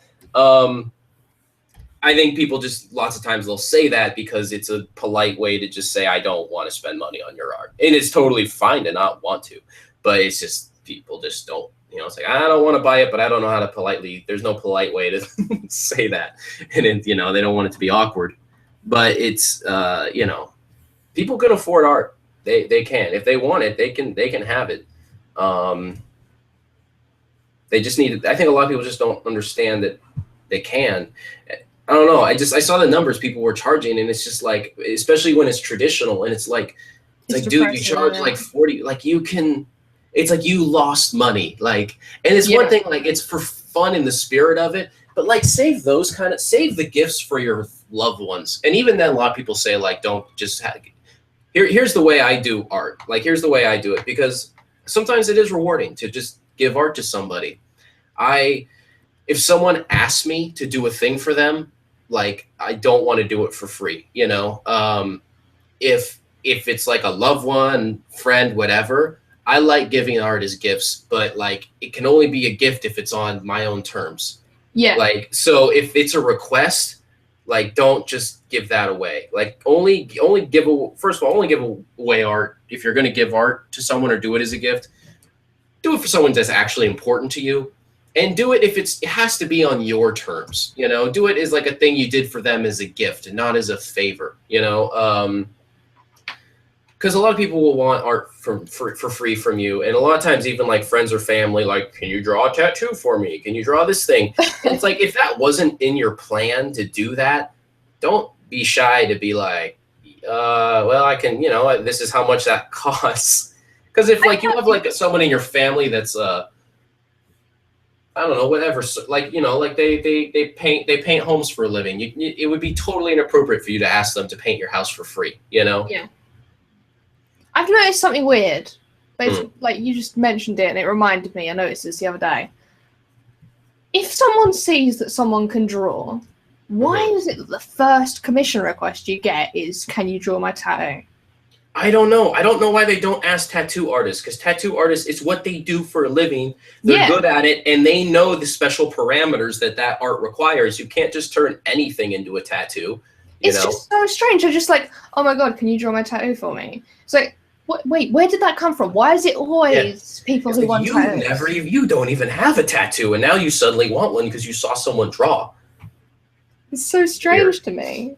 Yeah, it is. It's always so many. I haven't gotten a tattoo request in a long time, but I'm always really baffled. It's like, do you want a desert landscape tattoo? You want a portrait of a stranger tattooed on you? Why would I be good to ask that? Like, I brought it up because would look good as a tattoo. Like, tattoo's a very specific art. Yeah, and I saw it happen today on Facebook. One of my friends is like an amateur artist, kind of like not really learning to try and do it as a job, but just kind of playing around, having fun, drawing Disney characters, that kind of thing. And she posted up some cool little drawings that she'd done, and someone was like, oh my God, you could draw my tattoo. And I was like, why? Why is that what you want immediately from someone who's only just started drawing? It's like, it was so bizarre to me. It is that thing too. It must be frustrating in your case where if they ask you, like a friend asks you, you could do my tattoo, you'd be like, I made a book. Like, I don't have to cut my book into your skin, and it costs way less. Like, why don't you just get my book? I do tattoos though, but I'm very, very picky about what tattoos I'll do. And I've spoken about it on previous podcasts, but I have like a whole bunch of specific terms and conditions to do with tattoos. And obviously I don't work on the skin, and I never have worked on the skin. So I say that explicitly to anyone who asks me, and I'll explain, look, if you want a tattoo, I'm going to make you a piece of artwork that will work as a tattoo design, as a reference, as if you picked it off the internet. And they're going to turn it into something that works as a tattoo. And I'm very, very clear about all of that. And I say, if you want something straight up that immediately works straight as a tattoo, then go to a tattoo artist, because that's what they do. That's their job. If you want a piece of artwork made by me, and then you want to turn it into a tattoo art piece, then come to me. That's fine. But it's very important to me that the people who ask me for a tattoo design are asking me, one, because they want my specific type of art, a specific type of art that I'm good at doing, or two, it's because there was a two to that, and I completely forgot what it was. But it's like they have to be very aware of it's going to get changed. And something that worries me is that maybe they're asking because they want it done cheaper, or they can't be bothered to wait for a tattooist. So I like to try and make sure that's not the reason. And obviously it's hard to do that, but I try to find out why they're asking me, and I'll kind of, if they ask for something specific, like for example, if someone turns around and says, hey, can you draw me a geometric cross, then I'm going to say no, because that's nothing like anything that I do. Like, everything I do is curvy. And because geometry is super cliche, am I right? Am I right? I've been bitching about the geometry craze for a while. But, like, I know what I'm good at, and I know what I'm not good at. And it's like, are you just picking me because I'm the first person you saw that could draw, and you can't be asked to wait for a tattooist? Is that what's going on here? Yeah. That's the other thing is, like, they forget that it's like, you're aware that the person who's going to give you the tattoo is also an artist. Like, yeah, and they've trained for bloody years to be able to do train for you, and if you find a good tattoo artist, like, that's what you should be researching, is not coming to me and having me draw a thing. You should be looking up. You should be studying tattoo artists. Like, if I'm going to get a tattoo on my body, I'm going to study the artist, and I'm going to find an artist who makes work I like, and I'm like, that guy is awesome. Like, and then just whatever. I'm not going to, just have anyone, I don't know. It's just weird to me. It's like, they're artists. They're not just like someone who prints something on you. They're No, they don't artists just that works cut in and the trace. medium of your body. Yeah. Like you should have them do the whole process because that's what they do. And like some of them are so amazing. Why would you? I don't know. I think it makes sense if it's just like, if you're not necessarily aiming for the most perfect thing, but like if someone goes to a tattoo artist and they've printed off a picture from the internet, that's no different than them asking a different artist to do something. So I have no issue with doing a piece that's eventually going to turn into a tattoo. That's fine. Well, I guess I don't know. I understand that idea, but even with me, it feels like if you're going to a tattoo artist with just something you printed off the internet or another artist, that almost feels like you're still not doing it right. It's like this is like you should be going to a tattoo artist with the idea, and you should have them design it because you trust their taste in what they do. Like they should steer the ship. Like to me, because it's like I just feel like if I'm going to someone who's a professional at something, and then I'm just bringing like my own non-professional idea into it, it's like, it just doesn't, like you need to let the tattoo artist interpret it how they do because they're a pro. It's like, it's what they do. Yeah. I don't know. Yeah, I agree with that. That isn't to say, I mean, I should say if anyone here wants to have Sarah design a tattoo for them, she will take that commission and I would rather do a picture for you and then you can use it for a tattoo if you'd like. But yeah, come on, people, you know the deal. I don't want to take away people's tattoo commissions here, if that's what really is helping them out. But it's just confusing to me. Like it's like this is tattoo commissions are my most highly paid commissions. I would say that. I haven't had one offered in so long. They're the most least done by me because I turn a lot away. Mm-hmm. But they are the most highly paid. They're the ones that pay my bills, essentially, of the commissions. Like, I'm currently working on a commission that's like over £300. I'm working on a comic book that's over £500 at the moment. So those are the two kinds of things that are going to mean that I can turn it into a living, if that makes sense. But I'm not a tattoo artist, and I never pretend that I am. I always say I am not a tattoo artist, and I will not know your body the way a tattoo artist will. Don't even like. And I'll send people to tattooists. I'll be like, this tattooist is really good at this thing. You should go and talk to them. You can even just walk into a tattoo artist's shop and ask them advice. Just do that. Yeah, talk to them. Just talk to them. They're people. They won't buy. They might. Depends. Some of them might be into that. They're pretty rock and roll, you know? Shmoonify said the worst times is when they want a tattoo design but have crappy reference images. Oh, God. What a nightmare that would be. And the thing is so many tattoos are bad.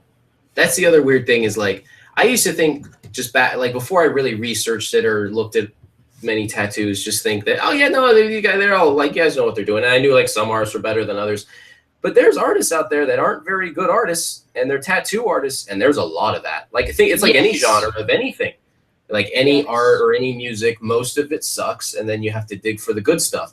It's crazy to think like that applies to tattoos as well. There are most tattoo artists aren't very good. I think one of the things that scares me the most about doing a tattoo design, and I feel kind of bad admitting this, but the scariest thing that I have is I want to do something that they love to pieces. And I tell them, right, you need to have this on your phone every day. And you need to walk around and have this on your walls. And you need to fall in love with it and love it every day of your life before you get it done as a tattoo. Because if you start to hate it for whatever reason, you don't want it as a tattoo. So I put the most amount of effort physically possible into tattoo references. Like there's no other commission that I put that amount of effort in. I'm like, this is going to take me months and I'm going to put every single medium I have into it and blah, blah, blah.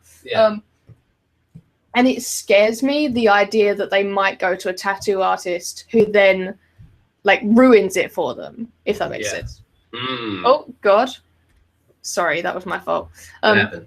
I pressed a button and it made the sound come back, and we are live, right? Buttons. We are live. Yeah. Right? Yeah. Okay. Yeah, we're live. My computer's just being weird. Anyway, I get very afraid that they'll go to an artist that isn't as highly trained as other artists and get something that they didn't like. And I always tell people, go to an artist that is better than me to get it done. Because I want the artist to see any mistakes that I can't see and fix them.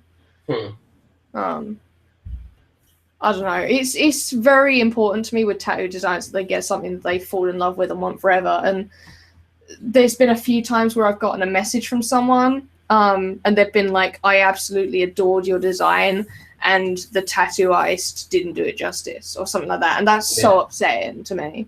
And it's like, they'll then say, I'm so glad I still have it as a standalone piece and I've got it on my wall and stuff like that. But that's so upsetting to me. It's like, why couldn't you go to an artist that was so good that could do such a better job? And especially when I know that there's so many amazing artists, and sometimes I wonder, I really hope they're not going to an artist who is just cheaper just because they're cheaper. Yeah, it's when it's a tattoo, like, spend the money. Like, a lot of times I'll suggest that people look at the tattoo artist's like personal work, what they do in their free time, any like fine art pieces that they do, anything that they have up in galleries. That's an amazing way of trying to make sure that they have all of their fundamentals down. And then you can tell that they're going to be able to do something that will be technically correct. And I think that's one of the most important things, really. If you get something that is technically correct, it's going to look right. And then even if there might be like the odd little mistake here and there, it's going to look very, very good and to a high quality. I just wanted to say in the chat also, if you say anything in chat or a story and you don't want us to share it, put before it in parentheses, like, don't share or something like that, so we know. Because right now there is definitely some things going on in the chat that I would like to share, and I want to make sure that it's okay. Particularly some tattoo stories. You'll know who you are. But then I do like a comment that was said, Dixa VD. Oh, that's my brother. You can call him David. It's fine. Oh, okay, cool. What's up, David? I like the use me as your medium would be a great pickup line to an artist. I love that. If that pickup line was used on me, I'd probably go like, I don't know what I'm supposed to do. That's so forward. Are they actually inspired, or am I supposed to pull a move now? I'm too terrified and introverted. Let's see. I hate my picture, but I feel like I'm meant to hate it right now because it's so incredibly far from any kind of completion. That's something hard because we were talking earlier about working from bigs to smalls, and I've been trying to do that more, and it just means that I hate the picture for longer. And it just irritates me because I know it's going to end up technically correct further along, but it looks so messy earlier on, and I just want to tidy it all up, and it irritates me. Oh my lord. I have to... Something that I noticed with the data, the commission data, people have very big ranges in general. There were quite a few people who said that they don't do commissions, which is interesting to have. And they were for varying different reasons. But there was a lot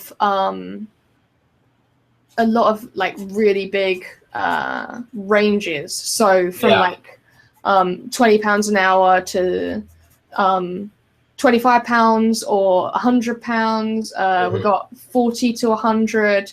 60 to 250 plus, 100 to 500, 150 to 500, and then my own, I've got about £10 all the way up to 500 plus. There was one here, where is it? £2, sorry, dollars. They're all dollars. $2 to $2,000. That's an insane range. $2. What's $2? Must be like if they bought a sticker or something, right? I guess so, something Because like it's that. like for me, anything under $50, like better be a print, you know, because of the effort and the cost of shipping and time, as I explained Or earlier. they're not receiving it. That is an option with digital art. Oh, digital. Well, I mean, I don't know if it's digital or not, but obviously there is the option. If something is digital, they cannot receive a copy. They can receive a file. scan of a drawing or a file, essentially. Yeah. Because I charge more for printing and shipping. I stick that on top. There's only certain ones that I do like special deals for where I'll include it. Oh God, my voice is going. Do you need me to get on a rant for a minute? Do we need to talk about the art market? I don't know. I don't know. Like my range is pretty high. I think about like my RGDs could be anywhere from probably for me, like doing a portrait at this point, my low on a small scale would probably be like 150, giving the cost of time and shipping. But more than likely, it'd probably be looking more at around a range. This is just current too. So if there's the internet's forever. So if this is like online and it's like 10 years from now, and so God help me, like I make a living off of art, I'm sure my pricing will be different by then, justifiably. I should clarify that. Like this doesn't mean this is the price. These are the prices that are there forever. Or if my prices changed like a month.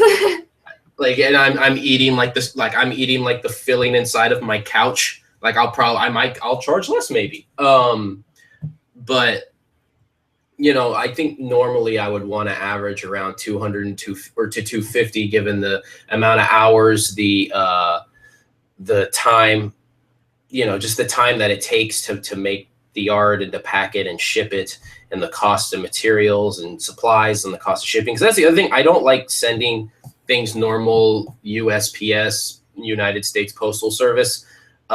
Because I've had them lose packages and they suck and they don't treat packages well. It varies between towns what is the best shipping method. In my own experience where I live, FedEx is the best, but in some places UPS treats things better than FedEx. I find that UPS drivers are actually really awesome, super nice and good with packages. It is the people that work on the lines in the warehouses that are bad with them. This is all, again, my own experience, but I usually send my art FedEx ground because also FedEx has really good tracking. Everything's scanned, everything's on time. It won't just be this gap where you don't know where something is for a long time. If you have option to track, always track.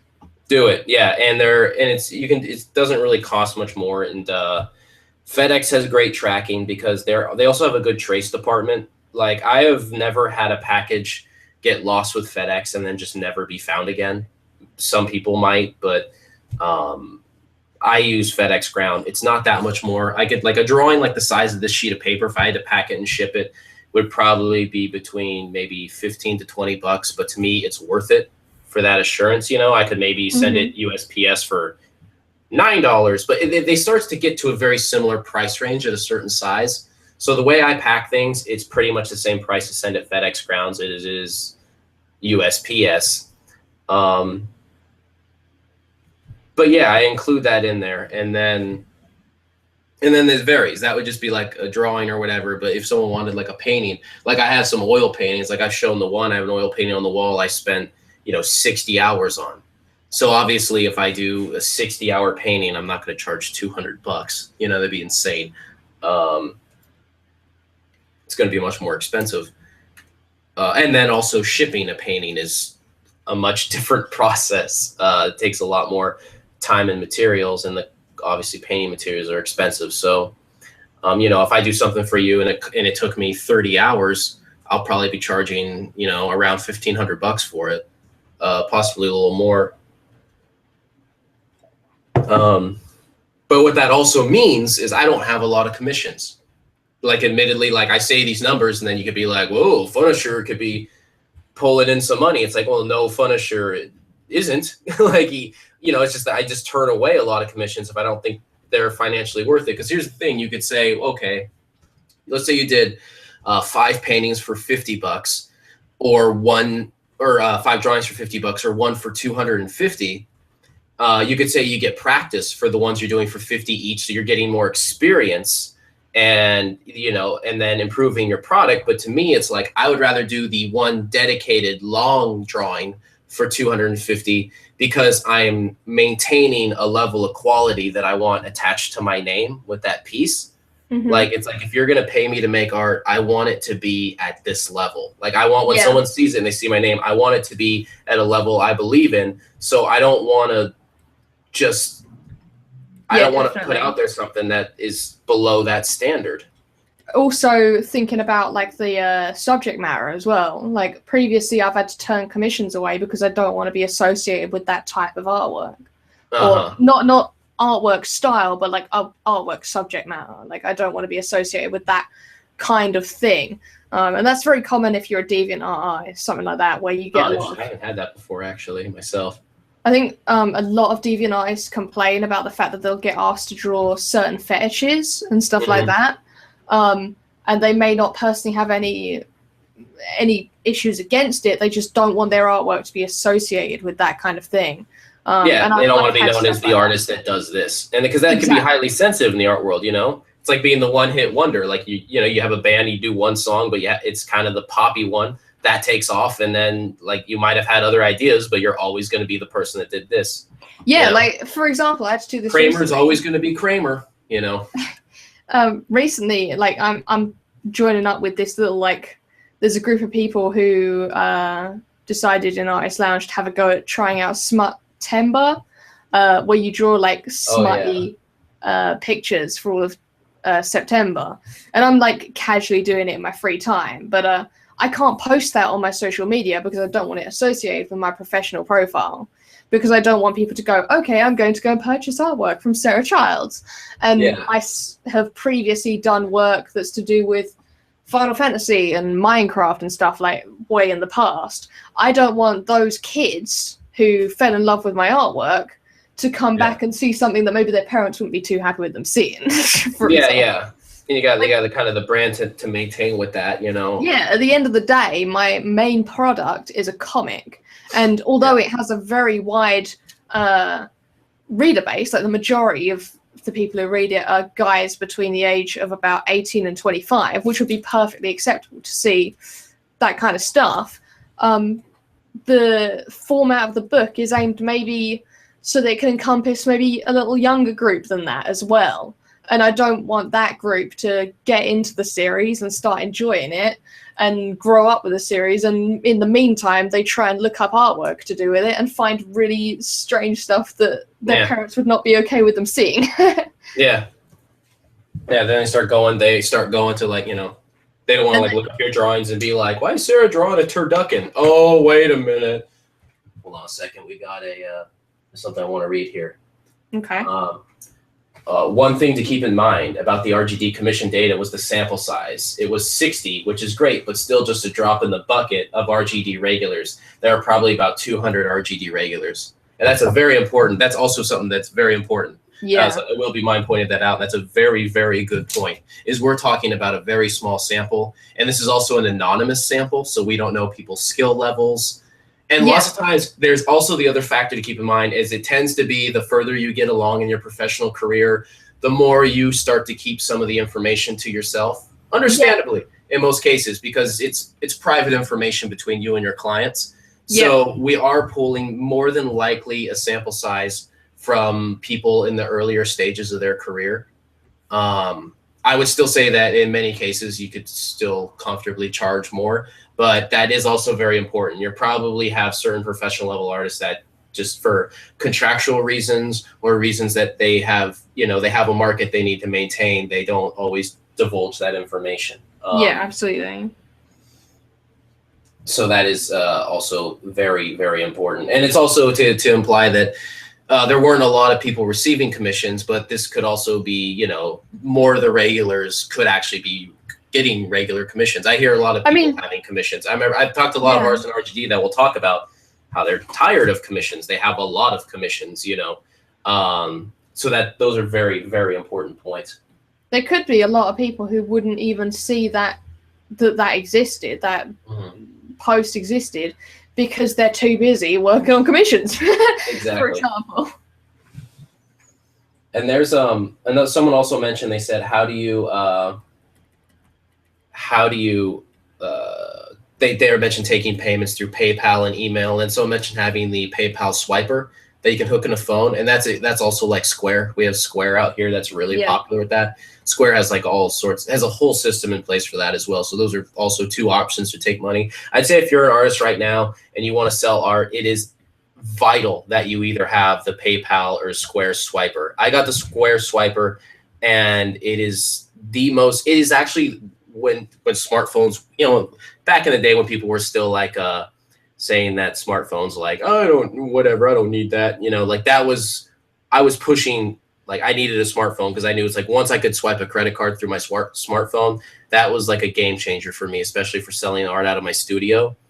Like I had so many sales that went through because of that I wouldn't have gotten otherwise. Because if you have a sale that could happen and that person leaves and then they'll say they'll pay you later, get a hold of you later, you just totally just threw away your opportunity. I mean, sometimes they'll come back. Sometimes it does, but it's very rare. But but it's very rare that they'll come back. So it's better, and it's not like you need to trick them into buying now. It's just that people's priorities can change within an hour. And someone's more likely to buy something if they're holding it in their hands because they know that they want it. Yeah, think of how many times you've been in a bookstore and you look at a book and you're like, oh, this looks awesome. You're like, I don't know, maybe I don't know if I'll get it. I'll think about it. And then you just don't do it. You forget that it exists. But it probably would have been a nice book to have in your bookshelf. Oh my God, speaking of books, I feel like I should show this. I bought such a special comic, and it's so related to packaging. This might be, I haven't started reading it, but this might literally be one of the most amazing comics I have ever seen. 1 second.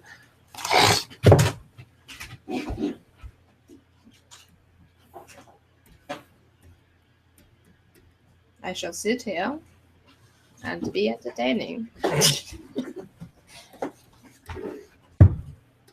I need to clear some stuff off for this. Consider this a Funisher comic preview here. Maybe some of the artists have seen this. All right, you comic lovers, prepare to have your ass blown through your pants if you haven't seen this yet. Are you keeping it on your screen? I will. Oh, I bet. Good call. Let me do that right now as I set things up. So I need to disassemble because I don't want to accidentally damage it, because this is like too precious to me. But this is Chris Ware's Building Stories. Okay. I'm sure some of you guys are familiar with Chris Ware. He did the Jimmy Corrigan and the Acme Novelty Library comics. So this comic, which you could buy, which is cover price is $50, and then it's on Amazon for $30. I hate to say just like, because I got this on Amazon, but it was like, that's a pretty significant discount. But if you can, support your local comic store, etc. Okay. So it's called Building Stories, and the way this comic comes in, it's in a box, right? And the box itself, so you look at it, you're like, it's kind of confusing, right? The box itself, he drew out the diagrams of the contents of the box and how this works. So this is a collection of assorted different mediums that the comic is printed in, and this comic on the back explains what each of those are a part of. You'll see here there's an apartment, and so the different parts of this book represent different things in this is as far as I gather. I haven't had a chance to read it yet, but this is as I've been studying the packaging, the different things inside this person's apartment. So part of the comic, I'll save the surprise for what this means. So you open it, and the way this comic works, designed every aspect of it, and the level of detail in this is insane. It's what Chris Ware is known for.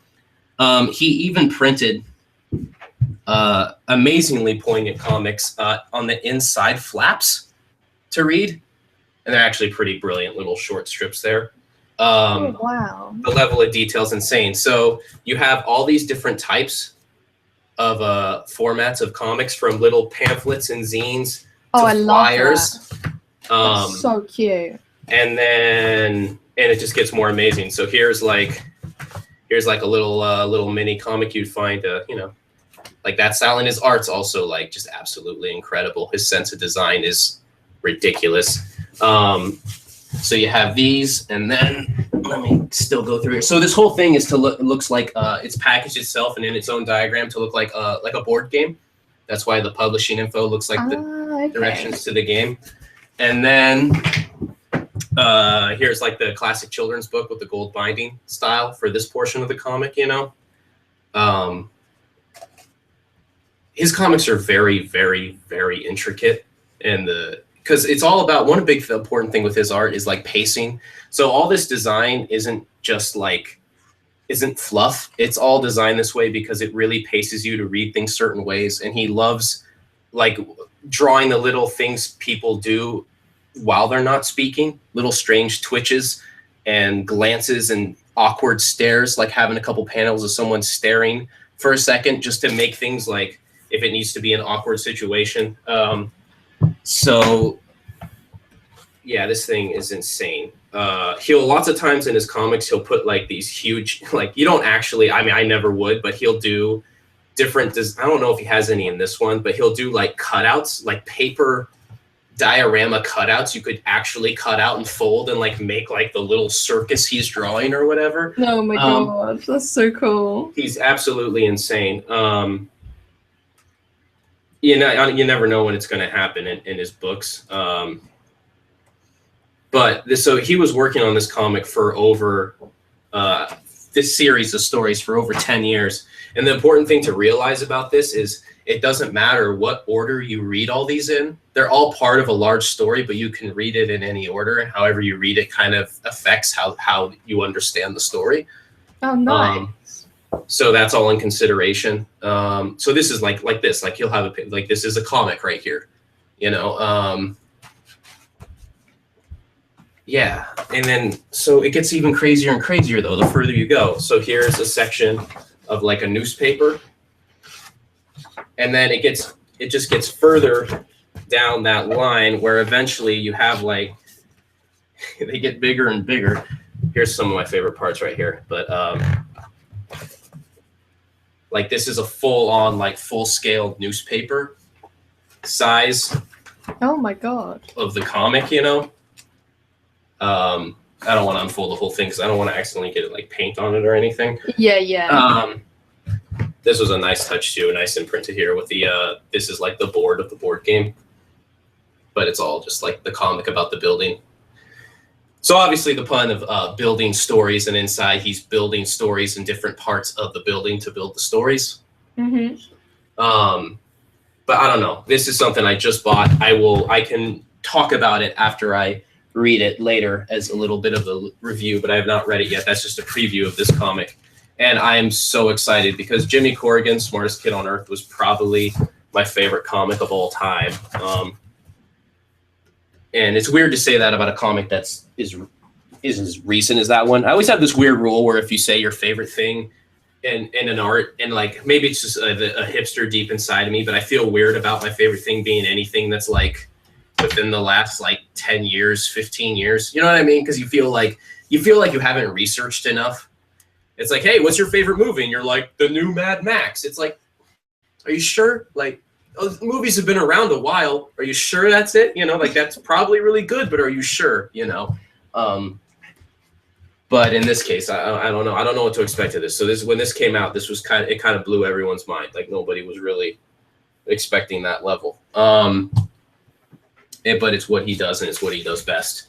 So to say the least, I'm super excited. No one will tell a story about the complete,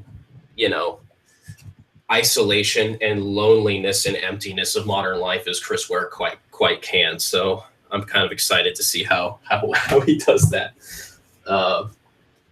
Like when something tragic is in one of his books, it's not like always a huge tragedy, but it will be a tragedy that will feel so like relatable and just so human that you just are like, oh God, Oh, his stuff's so on point. I'm so excited for that comic. I just had to show it because we mentioned so many related topics of it.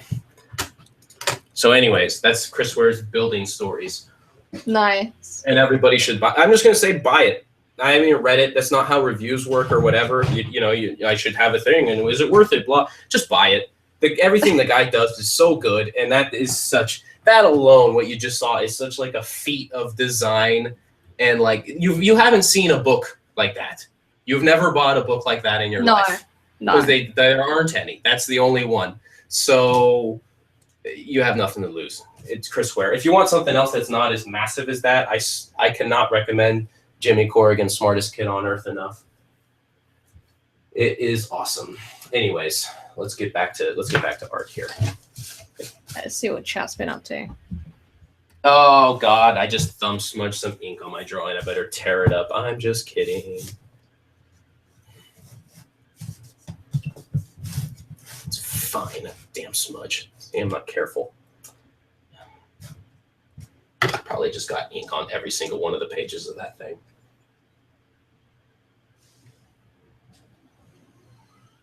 With my filthy art hands. Anyways. Art hands. I'm starting to like where my picture's going now. Finally. I think mine's gonna. I'm glad I restarted mine. I wish I made the forehead a little larger, but I'm glad I restarted mine. It was a good decision. Sometimes it's a rash decision, but I think it was the right one this time. Good. I'll have to head off soon. Yeah. I can feel my throat trying to murder me. Trying to just squeeze down. Just trying to just rip itself out of my brain. Out of your throat's in your brain?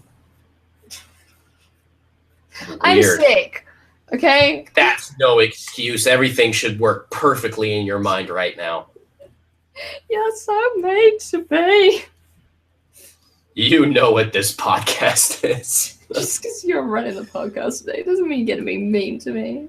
I'm always the one taking the beating in these situations. So finally, I get to deliver. I am the punching bag of these subreddits. So it's whatever. I'm gonna take this one. This one's for me. Okay, I'll let you have it. I gotta be mean this time.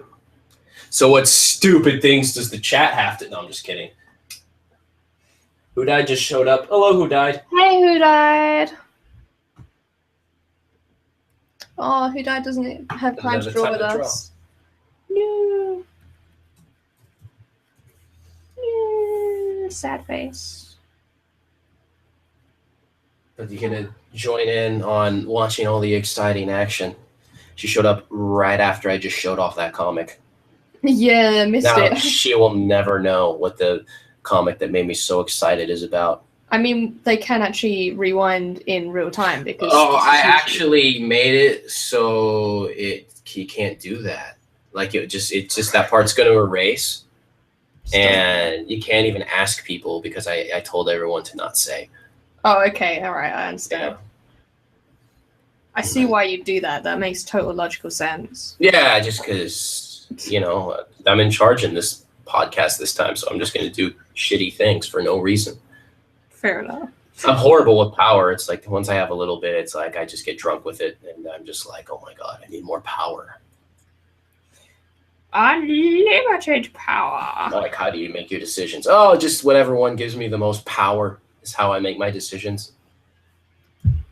Wait, where did you read that from? Or did you just... Oh, I was just saying that. Okay. I didn't read that anywhere. Or did I? I don't know. I don't think I did. Unless someone really powerful convinced me. Oh, saw the comic. Well. Just take that. I do like when I launch the podcast in my account, I get to have the little crown on my head in the chat. I don't know if other people can see it. It's so cute, isn't it? Yeah, it's really great. Man. It's just like this is like what I'm missing out on, I know. I love having the little crown. It makes me so happy. Yeah, you're better with it. I just get drunk off the power. Like, we're going to talk about this now because it's what I want to talk about. So there's a bit of an annoyance in the art gaming world at the moment. Really? And it's from it's kind of like artist versus it's kind of like customer versus creator, I guess, going on at the moment. So there's a character called Quiet in Metal Gear Solid, and essentially she wears an incredibly skimpy outfit. And is she hot? No, I'm just kidding. And she doesn't speak. And there are in-game reasons for this, but for a lot of the game you don't know why. And I'm not going to say what those in-game reasons are, because I know for a fact that there are people in this comment section who are currently playing the game, so I'm not going to say anything, don't worry.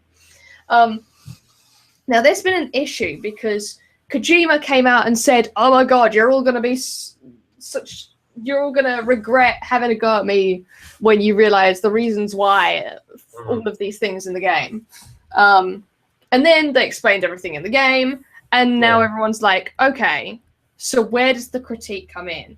So let's say you have a character, and for reasons known to the universe, let's take Starfire. So in the universe, she has to use she uses the power of the sun to gain power, right? And she kind of like absorbs that. So for that reason, she wears an incredibly skimpy outfit so she can absorb as much of the sun as possible. Now, where should the critique come in if you want to talk about the choices of her outfit? And there's been kind of like this weird mixture of people saying, on the one hand, if the character logically makes sense for them to wear whatever outfit it is or do whatever action it is that people don't like, whatever it is, if within the law it makes sense, then that should be perfectly acceptable. If it's something that the character would do and makes sense, that should be acceptable. Now people are starting to turn around and say, actually, that's not a good enough reason because you can't critique the character because they don't exist. You can only critique the creator. And the creator wanted to make a character that was wearing no outfit and then came up with a reason why they didn't do it. And you don't really actually know what the order of that decision is, and you probably never will. So you can't really use the order as a reasoning. You can't say, well, actually, no, this character had this biological function, or they had this job that they had to do at this place, or whatever, therefore they had to be in a skimpy outfit.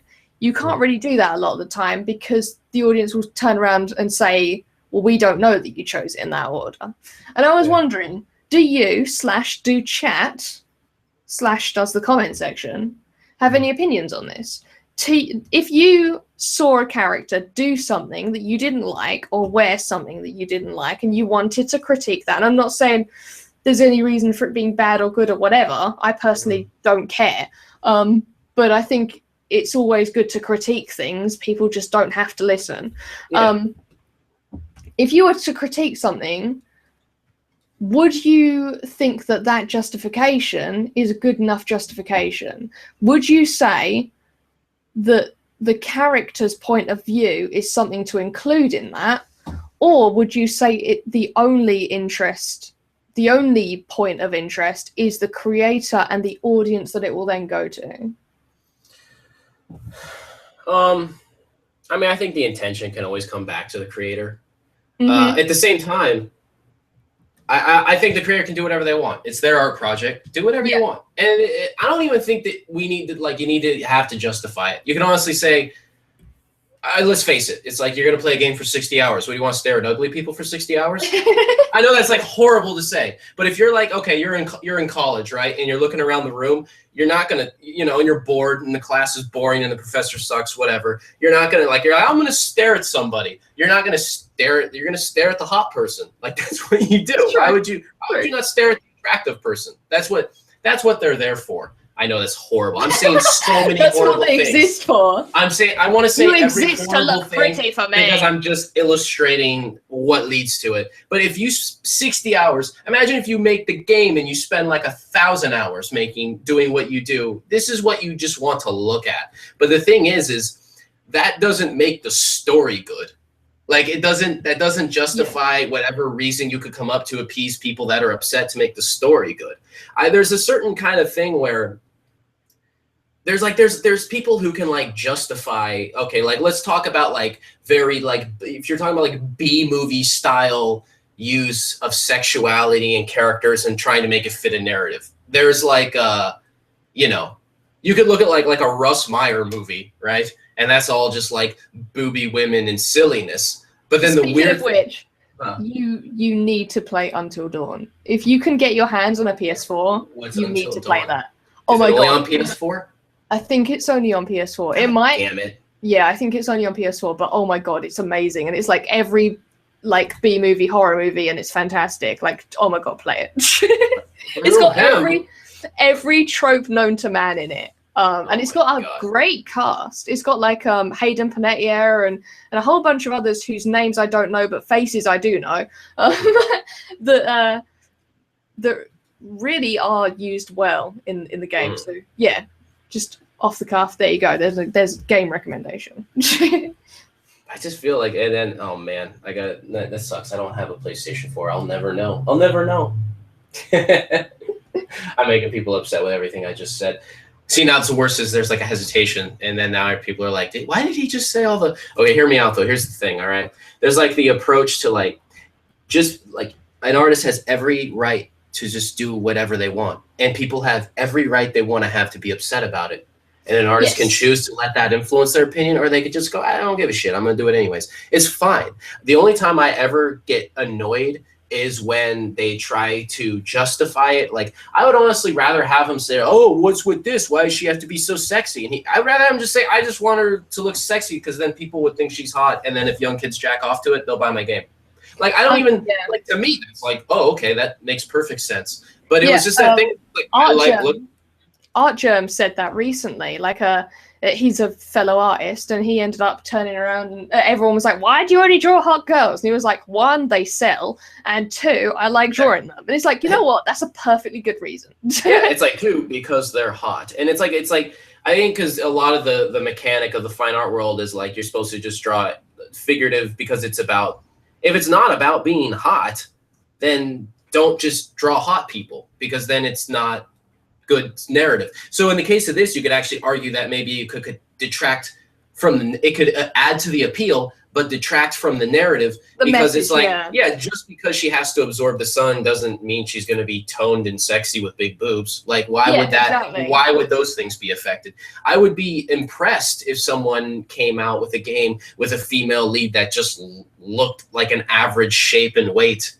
I was showing the Chris Ware comic. There's nobody in this Chris Ware comic that's like super sexy. Like, these are all very average looking people, and they're my favorite comics. You know what I mean? So on one hand, I understand the appeal, and it's just fun to draw and be involved with sexy things. People love sex. That's why it's such a huge motivator. Like, why do we pretend it's not motivating? But at the same time, if you do a narrative that doesn't use those tools and less loaded tools, and then make something even more impactful with it, I'll be more impressed. But you don't have to impress me. It's like, do whatever you want, because it's your project.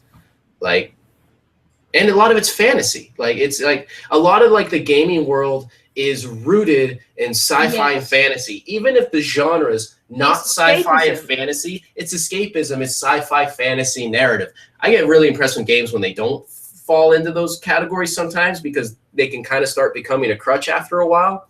But that's what it is escapism. Like, it's not like every dude in a game is a schlub.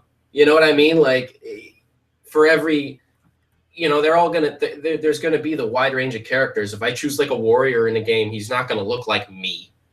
Now, I could take my time and make my Skyrim character look like myself, but usually I just make them bald, because who wants to spend 9.5 hours making their character look exactly like them? I guess some people, but I still want naked hot dudes in games. Enough with chicks. There needs to be more naked hot guys in games. Like, it really needs to. Yeah. I mean, come on, let's get around to that. Let's give something back here to the ladies and men that want to see hot dudes. Like, have you seen the artwork? Oh, you probably haven't, because you didn't know who Quiet was. But there's some amazing artwork of Snake in Quiet's outfit. It's just so funny. It's amazing. And I think, like, an artist who worked on the game or something did it as well as a joke, and it's just so funny. I think they should, sexualize men in games some. I mean, Jesus Christ, men want to, I mean, because I think even guys want to see that too. Like, I mean, guys are like, oh, relate this, but I think guys want to see sexy guys too. Any dude who's like watched the porn, he's not like, I hope the dude in the porn is ugly. It's like, no, why would anybody want that? That's weird.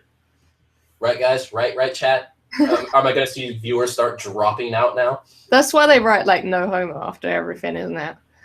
David says Metal Gear, which is what Quiet is from. Metal Gear is known for an insane amount of detail. Not all of them are good reasons, but almost everything has a reason. It's sometimes annoying how explicit they make it, like with the Metal Gear Solid 4 bosses. Yeah. And that's... I think that's also something to consider because there is a context in everything. I think a lot of things get blown out of their context. So you'll have something that someone deems as an issue, and they'll bring it up and blow it up into this massive issue, but within the context of the particular medium and the particular people who are working on it and the particular people who are going to be buying it, it doesn't necessarily matter. Mm-hmm. Does that make sense? So I think there's been this kind of like movement towards eradicating any kind of sexualization of any characters and whatever, and that makes no sense. Yeah. What's the point? That's just getting another set of everyone looking exactly the same. Oh my god, who dies? Like, oh my god, Ezio. I love Ezio. I know Ezio is, but yeah. And everyone's talking about it, and then it will be mine, like everybody's down. Everyone's like, oh, Ezio. I think Color Beyond has a really good point, though. The thing with hot chicks is it gets repetitive because there's not a lot of variety, and that's true. Yeah, that's the thing. I don't think it's a matter of there's too many. It's that well, I guess it would be that, but it's like the ratio is off, And I think a lot of times people will depend on looks and attraction because it's a quick way to get people invested in a character. If someone has a crush on the character, you don't want them to die. Like you care more about what happens to them. That was the Tomb Raider thing, wasn't it? The idea was that you would care more about her because she's pretty and she's getting beaten up in one of the new ones. Yeah. And there was someone who said something stupid along those lines, and it completely blew up. And they were like, "Oh no, that wasn't what I meant." And it was like, "Oh dear." I gotta say though, the interesting thing with the newer Lara Croft is obviously attractive, but like her shape, Lara Croft used to always be known just like the gigantic boobs and everything. But her more modern shape is it's more just athletic build, which makes sense for the character because she's a Tomb Raider, and she has to kill people. You need to be in shape to get away with the things that character does. A lot of the characters that get questioned about a lot, it's like, actually, they're going to have to be that fit. Like, I could not do the things that that Lara Croft can do. There's no way. And I'm not as fit as she is. Like, a girl who is as fit as she is probably could. That being said, though, it would have been kind of awesome to see a Lara Croft that's just like, very masculine in features and just kind of terrifying. I think that would be really interesting narrative wise. I mean, don't have to do it. I mean, whatever, people do whatever they want, but it would be intriguing. It would, screw it though. If it was a good game, it would work. The point is like, because everyone says, "Oh, it will never sell." If it's good, if it's a good game, it'll do well. Yeah. Yeah, and then not every good game does well. That's true. Some of my favorite games didn't. Or really, well enough. That's actually that's the key there. Well enough. It can do well and not cover its costs. Big books are so hot. Okay, I don't know what's going on here. But they meant to say boobs, but now books are where we're staying. Books. Big books are hot. Let's accept that. Must be crazy smart up in them big brains. How dare you sexualize those books? Sexualize books. Books sexualize themselves. Page turners. One-handed reading. Real leg crosser. Am I right, ladies? I'm just kidding. I heard all those. I remember the first time I heard all of those different phrases, and every time I always thought they were so funny, but. There was actually there was a thing, I can't remember what it was. It was I don't know if it was like a poetry reading thing that goes on in San Francisco, but it's called like One-Handed Stories or something like that. And it's a whole very like, oh, is that what it was called? I don't know, whatever. I just thought it was a clever name. I don't know what about. Am I right, chat? Right? I also thought the phrase a leg crosser for a book was really funny as well. But All right, I'm probably gonna head off in a minute. on that note, Bye.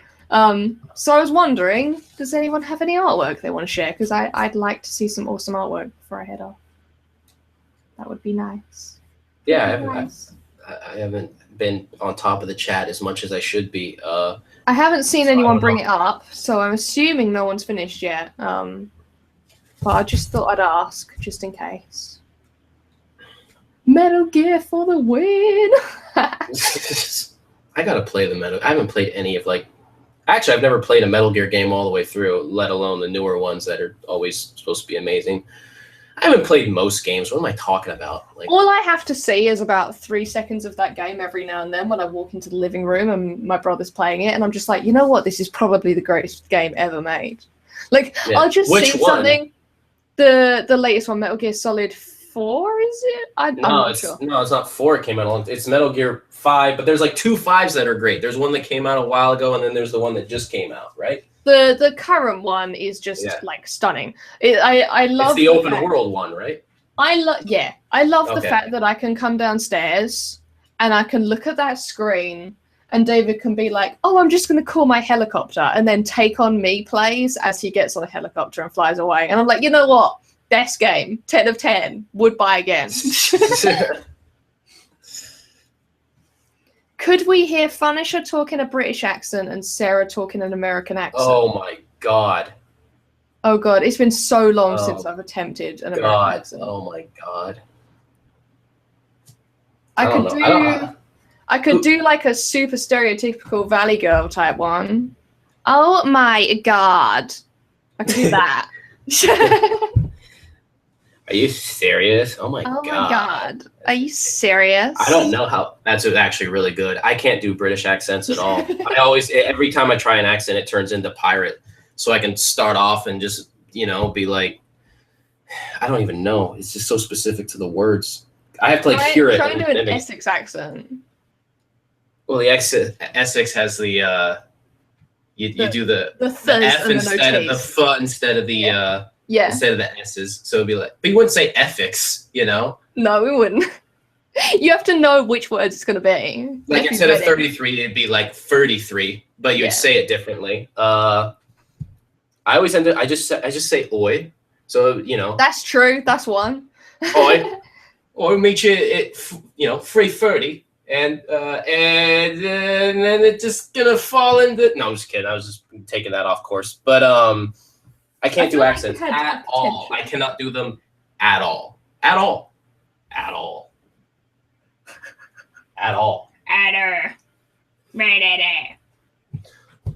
Oh, I'm gonna go Tesco, get some hobnobs. I thought it was so cute that you guys had a camera store called Snippy Snaps when I was out there. I still don't believe you that that's a thing. Snippy Snaps is a thing. I got off the bus, in one of the taxis with the funny doors. Drove by. I was like, "Oh, it's Snippy Snaps. He's cute." Yeah, it's true. Oh, Chelsea fans.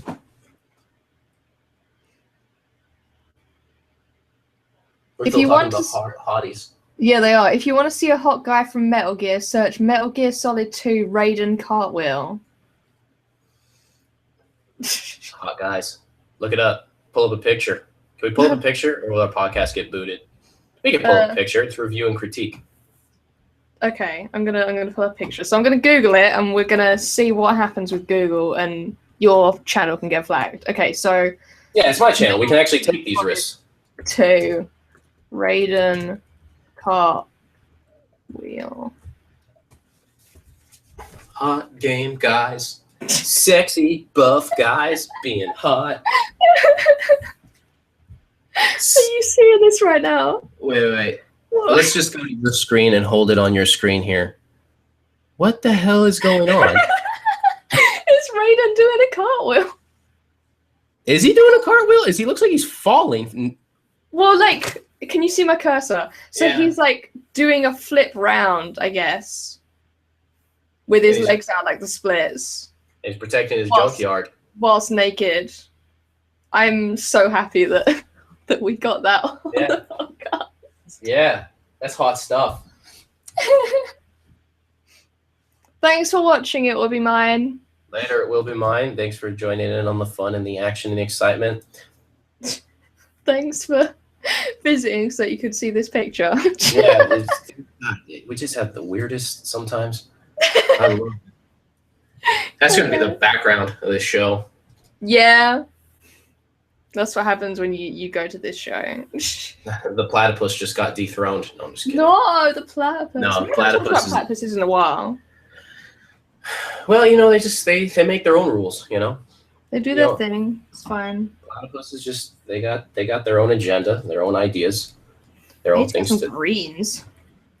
greens. Get some greens in this picture. Oh, I thought you meant platypuses need greens. It's like, they're like malnourished.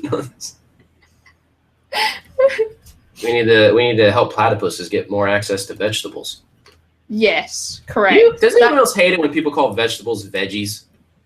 Are we all 7 years old? When did that happen? Anytime someone says like, oh, like what do you have there? And they say veggies to me, it's like, are you trying to like convince me to eat a vegetable like I will refuse? You're like trying to make it fun again?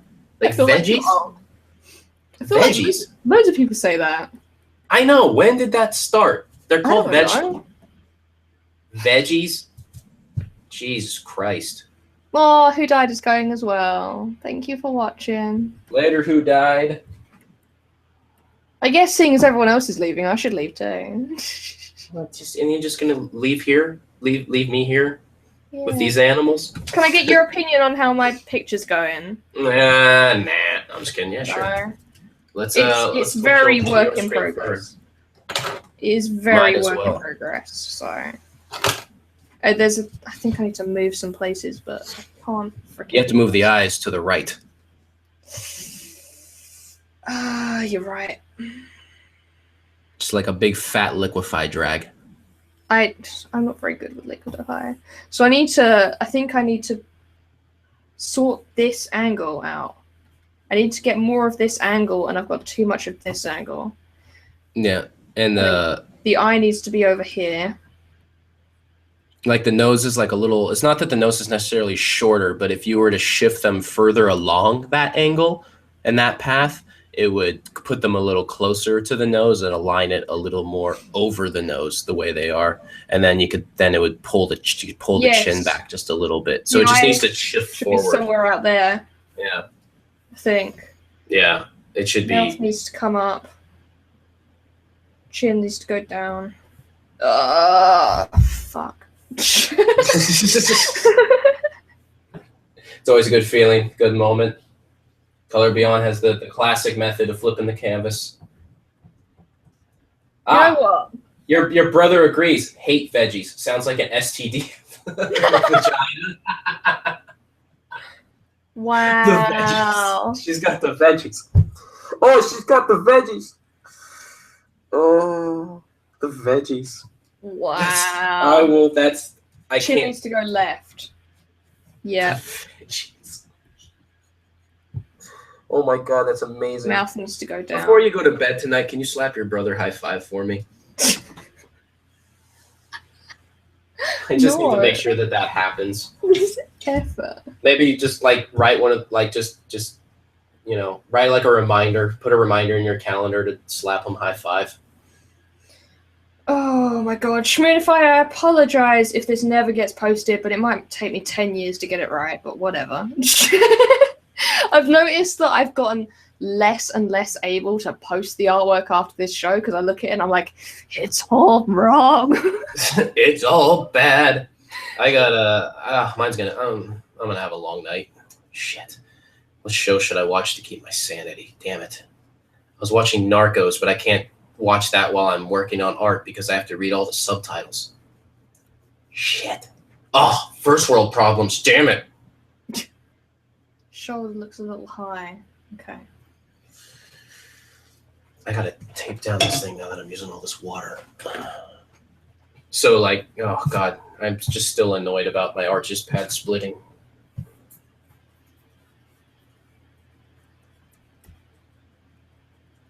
Okay, I think I've worked Said out. mine was never posted either. What's going on? People talking about art? Oh, the painting. It only just dried. And The then I remember I made that painting for Who Died, and then also the giant piece. I don't know how to get that scanned. The giant piece. I did like a giant traditional piece of Who Died like weeks ago. Oh. I have no idea how to post it because I can't scan it because it's enormous. Yeah, you gotta take a photo. Yeah. Everyone, like, I keep getting messages like, it's fine for when you finish it. And I'm like, it may never get finished. I don't want to, like, promise. I don't want to be like, it'll be there because... You promised that it would be done and fine. How dare you? Okay, Foxtrot's posted one, so I'm gonna finish on Foxtrot. I will try to get everything sorted, but I'm useless. Don't talk about yourself that way. Come on I'm a useless human being. Oh my god. It's getting intense. I know. This is the intense part of the podcast. I'm going to leave you on that so that you can don't leave me. That always happens at this time, and then, we got to pull out of it. and then you can rescue it. Oh my god. You want me to rescue it? I'm usually the one that drags us into the dark places. Well, I'm the like semi-guest, so I'm sending it to you now. Oh my god. I am in so much trouble. I can't pull us out of the negative spot. I'm already too negative to even have the confidence to do that. It's fine. We'll just show pictures of naked SEO. Right. We should just show pictures of hot naked guys. That'll get things back on track. RGD thread. Where is it? Where is it? I think it's safe to say that our podcast does not have enough attractive naked men. Yeah, I'd agree with that. I mean, it doesn't really have naked anyone, to be fair. Yeah. But particularly men, Everyone's always expecting hot naked ladies. But it's always like a curveball when you get a hot naked guy. You actually see not hot naked guys, especially on television, more than hot naked guys, It's always like when a guy's naked on like a show, it's like a joke, it's like funny, right? I don't know, you haven't seen UK adverts. That's true. You guys are way ahead of that stuff out there. We have a decent amount of UK adverts where it's just like some naked guy only wearing like, not technically naked because he's wearing like briefs or something, doing something. Like we've got one where a guy opens a car with his dick, and then we've got one where like a guy just stands there. And they show it and everything? They have this music going on, and then he like saunters up to the car, and then all he's wearing is like Speedos. And then he just kind of like pulls like a weird face, and then the door opens. It's like, oh, nice. Like, wherever you keep your keys, that's fine. It's like, oh my god. Oh heavens. You guys are way ahead out there. We have great adverts. Do you want to show Foxtrot's piece? I want to see it. Oh yeah, that's right. I gotta show it, don't I? Because you've got the powers of the internet. I'm wearing the crown, and I still have to do this stuff. Unbelievable. What does this crown even mean? I can do it, but you got to force it over to my screen. Do you want me to do it? Oh yeah, if you could actually. I'm in the brushy. I think I've been forced on your screen for a while. Oh really? Oh god. Yeah, ever since you started critiquing it. But yeah. Oh god. Okay. I'm bad at your job. Sort it out. Okay. Let's see who we can show. Do you think it's okay if I show regulars who normally watch the show? What? Yeah, sure. Or should I only show people who've said in chat that they're showing it? Oh, let me think here. What are the things with RGD? Do people have the right to show the artwork? Technically anything that's posted on Reddit, there is an open right to repost to it somewhere else. So under those guidelines, you're fine, but under our own guidelines, I don't know. Chat, what do you think? I mean, in most cases, people would want other people to see it. Because I'm just saying, I just saw a Maestro Chi piece. The whole point of putting it on Reddit, huh? I just saw a Maestro Chi piece, and they've done stuff for us on the podcast. Yeah, you can show Maestro Chi. We're homies with Maestro Chi. Okay, I'm going to start showing some artwork. So let me put these pictures down. So this is Maestro Chi's piece. Pencils so far breaking out the pens, they've said. So I assume it's a work in progress. That's Can awesome. you see it? Is it all Yes. showing? Awesome. Yeah, no, that's really cool. Let me You're always just. so good with the pencil work. It's so cool. I really like the contours. Yeah, I really like how they're taking the hair, especially too. Yeah. And they put the time in to put the shadows properly for the neck and collarbones. Yeah. Yeah, that's really cool. I love it. Love it. Always love Maestro Cheese work. Yeah, Maestro Cheese, awesome. I Draw 2 is in the chat, I believe. Sketch, new technique I developed today thanks to this photograph. Oh, nice. Photo inspired new avenues. Ooh, look at this. Nice. We've got Getting info down closer to there. the screen. That's really cool. They put a lot of time in with the with all the vectoring and triangulation to measure. Which is good to see. They were hopefully not making the mistake I made so many times at the beginning of this podcast. I wonder if there was anything in particular that inspired this. I know that they're in the chat, so let us know if you've got any comments or opinions on the piece that you did. Yeah, it's really definitely. cool. I really like all of the angles and the fact that everything's so measured so carefully. Particularly the eye is really well done. I love that with that triangular shadow that was being shown there. So cool. That's awesome. So very, very cool. So yeah, let us know if you've got any comments on that. I'll get to the next piece. There's a little bit of a delay, so. And then Orvain on Reddit. I know that they've watched the podcast a few times before. Yeah, Orvain's a homie. He's awesome. They've said, future tip to myself, don't draw on an angle the person ends up looking like a blue vanilla ice. Drawing on an angle. That's why I spent all that time propping my stuff up on the thing. It's much easier to manage your proportions when you're not slanty. Don't want to be slanty. There's this thing that works out nice. That Orvain does with these kind of like encroaching rock wood things that like you can see it particularly on Orvain's Instagram, and it's just so cool, and you can see just the tiny little element of it showing where the shirt should be. I think that's so cool. They've added in that element themselves. Color Beyond, who is I Draw 2, has said, I come from the digital world. I just started traditional portraits a little month ago. Angle focus was only on angle. Okay. Focusing on that was the angular piece, so focusing on the angles and measuring that all out. That's very cool. Yeah, I love this. Love all the swooshiness. Swooshies. Swishies. Swashes. Here's Foxtrot. Open link. Oh, they've got very similar kind of thought process as well as Orvain, with this kind of like swooshy hair, very liquidy. This piece is bringing out a lot of gestural kind of art from all the artists. Yeah. I really like the eye and the eyebrow. So intense, like that deep blue, deep rich blue. And also in the ear with the deep rich red as well. Very cool.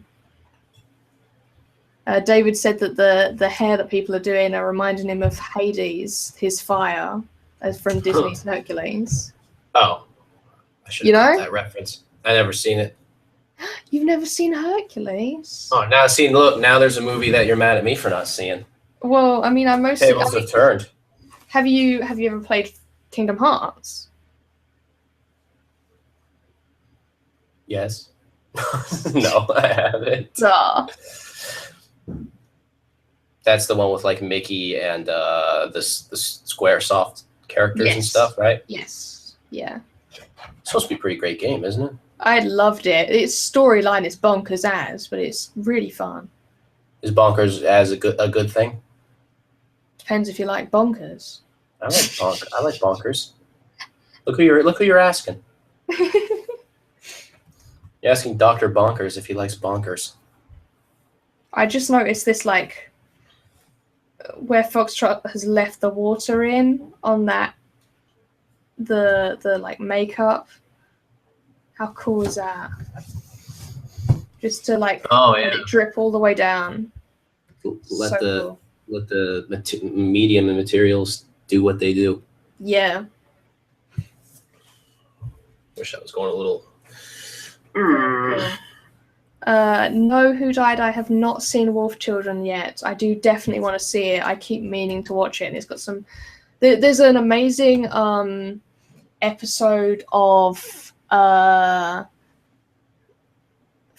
3 frames of painting or something, whatever it is, on YouTube. I linked it on the iSound thread that they do on Wolf Children, and it's great. It's about the cinematics used and the pan shots that they use in that at the very beginning of the movie. Fantastic. So I definitely want to see it. It looks gorgeous. And then the other artists haven't done stuff on the podcast before, so I don't know if we can show them. So maybe you can check with them if they show up. Yeah. But that's all our regulars and all the people in the chat. So yeah. Make sure you're not stuck on my screen, because otherwise they're just seeing my desktop. Yep, there we go. I've been adding some drippies to mine. Just the little blossoms. Oh, just shit, that's going to go right to the top of the paper. Oh, Slam 9 is uploading at the moment as well. Sweet. Slam 9 always makes kick-ass art, too. I love the fact that I just see people's names and I'm just like, oh my god, you do amazing artwork. Like, so many people in chat, I'm just like, oh, I love your artwork every time you post it. It's so amazing. Yeah, it's I don't know, it's quite a community of artists. We truly are blessed to all know each other here. Oh, blessed be the RGD crew and chat. RGD. All right, I think I'm going to have to head off. I will have another go at attacking this piece in the morning. I love teal. It's actually my favorite color, so I really want to complete this. But yeah, thank you for having me. I don't know how to cross out, though. What, like exit? Yeah. You just hang up. I'm going to stop screen sharing. And then you're gone. And then that's it, and you're gone. I'm gone. Forever. Before you leave, is there anything you want to announce or anything coming up? So, Oh, that was a good one. Oh my god, look at what you're doing. I really like the ones that I just got here. There we go. I just need more ink on the brush. Oh my god, look at those bloops. Those bloops. Oh my god. Yes, so Glasgow MCM is coming up, so I'll be at that. That's on the 26th of September and the 27th of September. So I'll be there. I may be doing some things in the next few months, but I need to check that it all works. I'm not going to announce it until I've checked that it all works, but we may be doing things. And then we also have a few special plans for the Art Sound podcast coming up as well. That's true. So there was a post put in the Art Sound subreddit today, so please go and check that out and leave your opinions. And also let us know if there are any like cool ideas that you come up with, or anything you'd love to see us do, anything like that, or special guests you'd love to have for us to have on, or if you yourself you'd love to be on, let us know. Mm-hmm.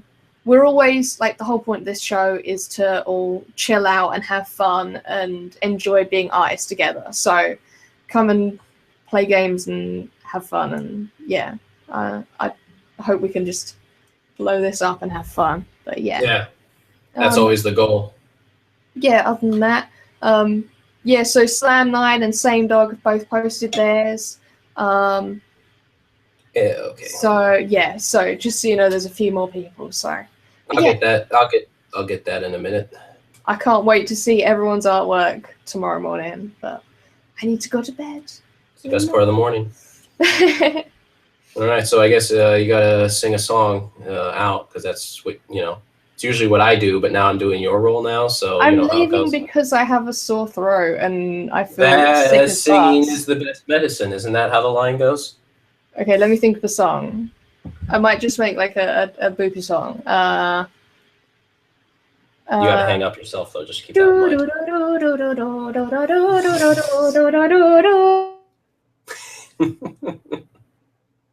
Awesome.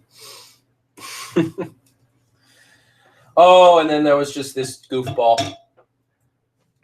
I can't put. Oh shit! See, I can't like actually put the drawing down now. I mean, actually, I kind of like the drips, but I kind of don't like them on this drawing. That's a problem. Oh well, they're just there now. Now they're just a part of it. They're there forever. There's nothing I can do. Anyways, let's see what's going on with the crowd here.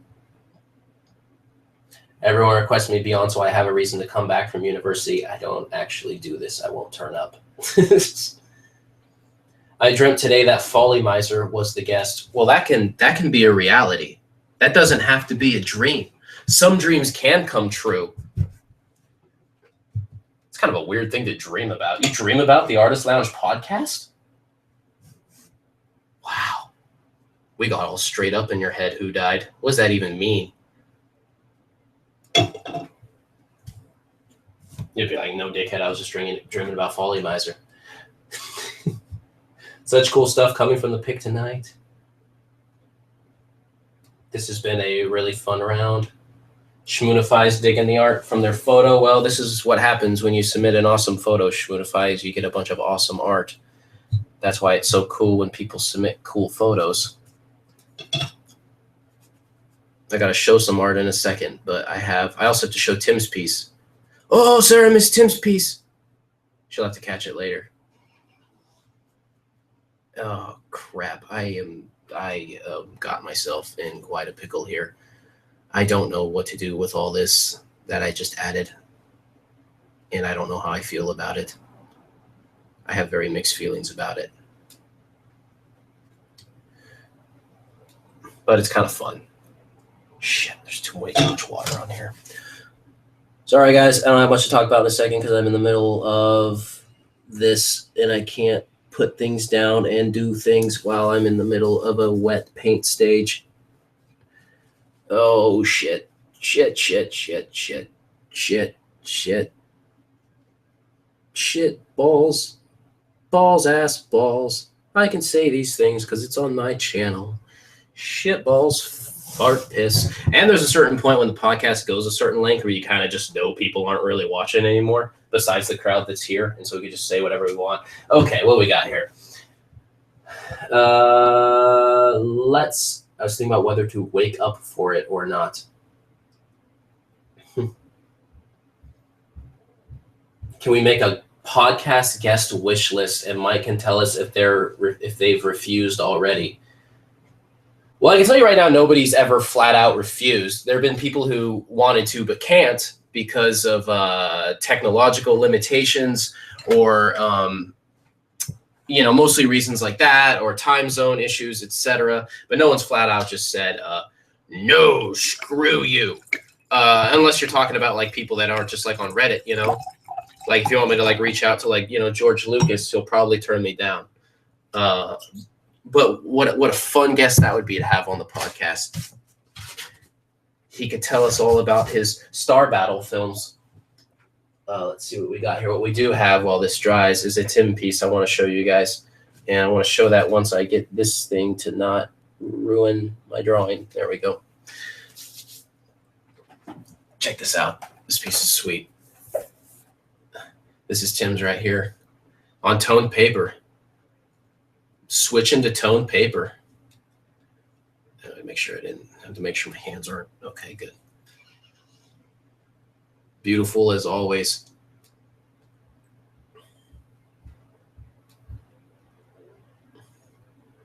I should drag him in here and force him to join the conversation. Foxtrot did just meet RGDers. Sweet then. Well, that can be the case. Yeah, I mean, we could always reach out to anybody on RGD. And, why not? The worst that happens is they don't want to or can't, and that's no big deal. But most people are always really excited about the idea. It just is always the hardest thing is finding people with a computer or internet connection that can make it possible, because it's, it can actually be running a Google Hangouts for a really long time can be kind of taxing if your computer doesn't have a lot of RAM. But a lot of people could probably make it work. So yeah, I'd definitely say put together some names and I can give a shot and reach out to them.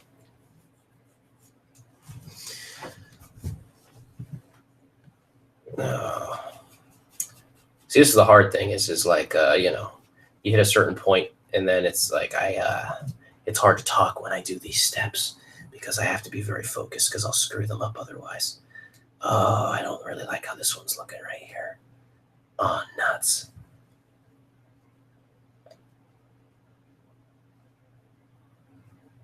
Oh, shit. That was a disaster. Ooh. Okay, I got a better idea. It's just... All right. This needs splatters, right? All right, everyone vote. Does this drawing need splatters?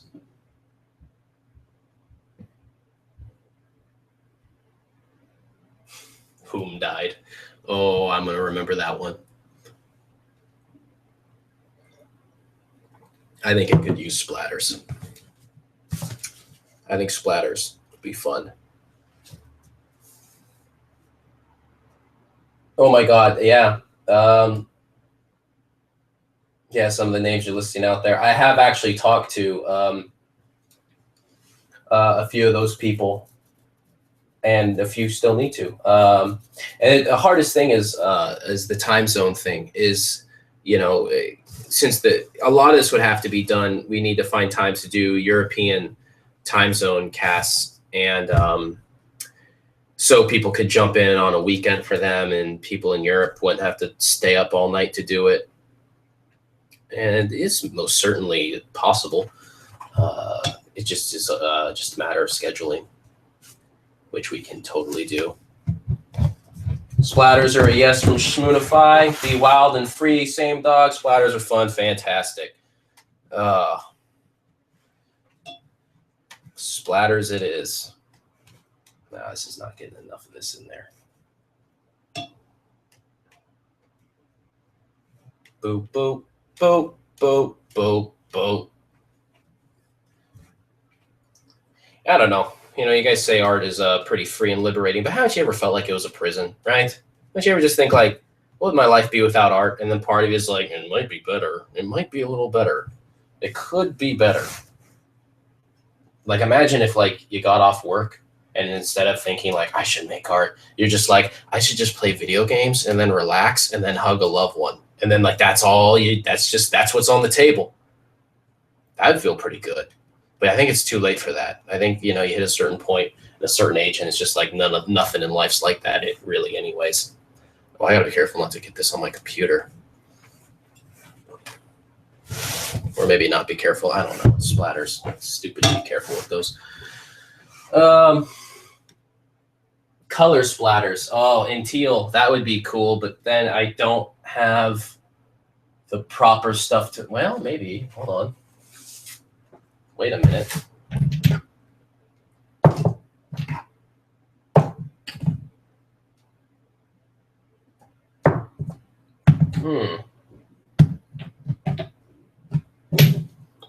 Interesting suggestion. Let's look into that.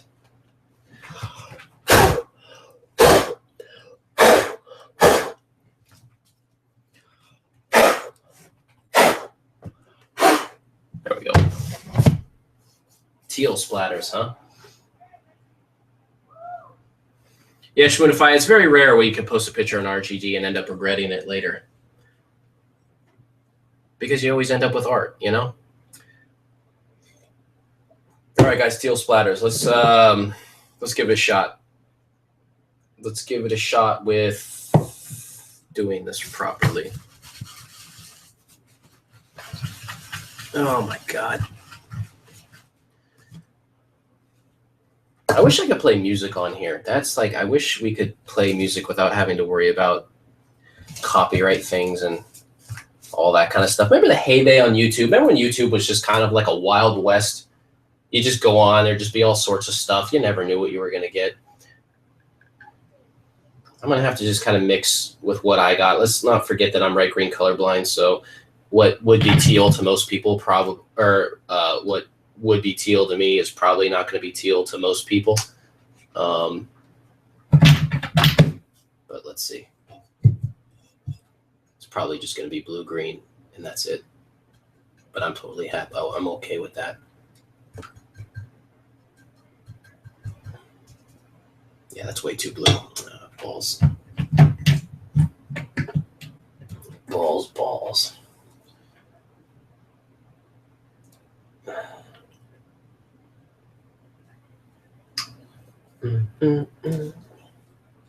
This is not. All right. In all honesty, I'm probably going to be dropping out of the podcast here pretty soon for the evening. We have officially gone through our topics and whatnot, so there's not much else to say. Woo! That's a fun color. Let's have some more fun with that, for sure. Yeah, it was the paint. And the other thing is, though, is I feel like all I'm doing now is making like a less is good art broken piece. Like I feel like my homie Roger would take this, but he would like push it to a level that I am not familiar with this technique, because that's what he does. That's what he did with his art show that I'm showing at my space in Oakland. We gotta get him on here again too. He always brings fun games. There we are. I don't know, whatever. If we just put like a little bit in here, bring that down in there a little, and just like paint it all in here, right? Right? Right? Happy little hair, right?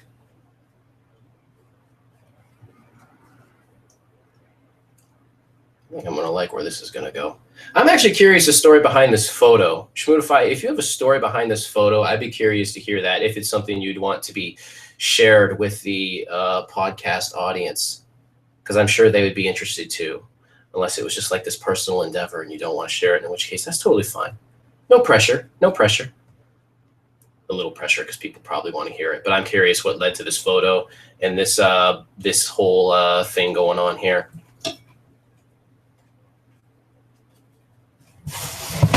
Oh, shiznit.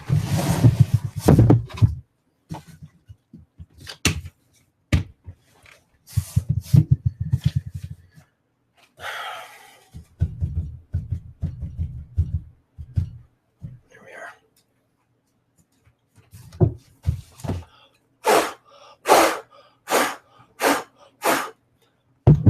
Oops.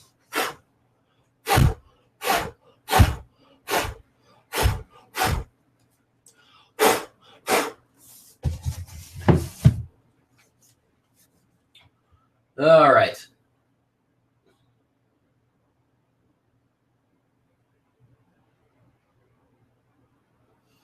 I don't know how long the delay is.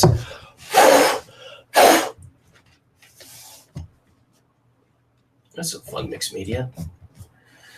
I think some of the hatching would actually be nice on this. Some people have wondered if it'd be better when I do these to not have the hatching. You know what, though? This background feels a little cliche. I didn't do it right. It feels a little too, like I needed a background, but did I really need a background, you know? Like if this was a landscape, did I just do the thing where I like painted in like the barefooted woman in the white dress? Did I just barefoot white dress woman this piece, right? Did I just draw the hexagons in the background that a lot of art always seems to have hexagons now? I think I just hexagoned it.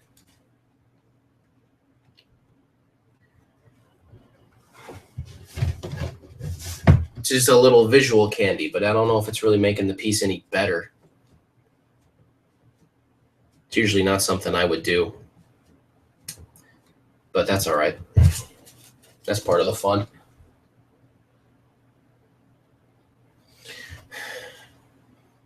Schmoodify, we'll share the story. That's good because I want to hear it. I'm really curious.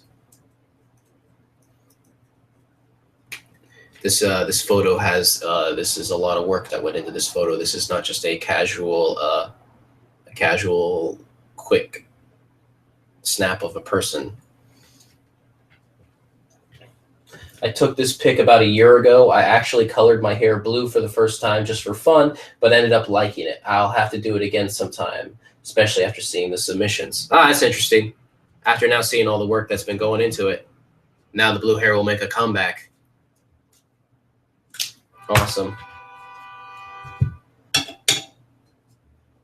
It's always like really I remember we had the episode where Sarah and I were painting each other, so then a lot of people were painting us, you know, and that was just like, oh god, that was so awesome. Anytime I've submitted and seen the art people make is just always the best thing ever. Crazy inspiring. Such a fucking ass. Whatever.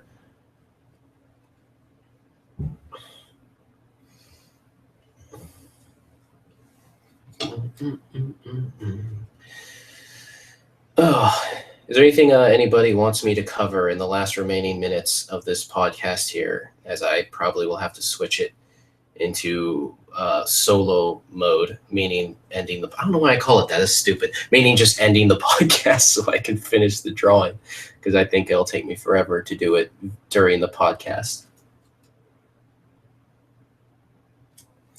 I really like the way the blue looks on a little bias. Shut up, it looks great. Yes, more artsy blue hair, please. How long did the blue color last?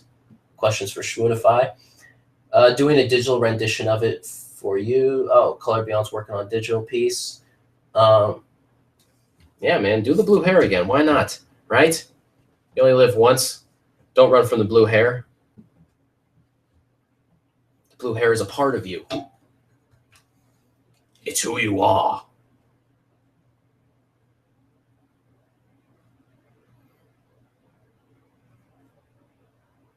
All right. I'm just going to put blue in a whole bunch of things.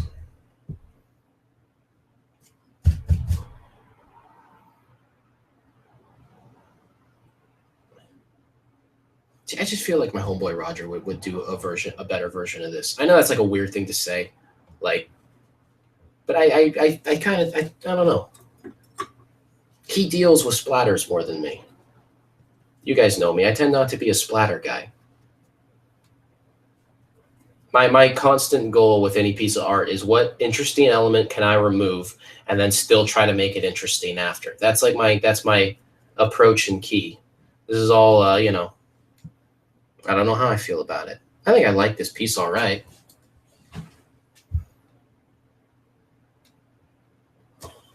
I don't know. The whole thing's too light. There we go. That's better.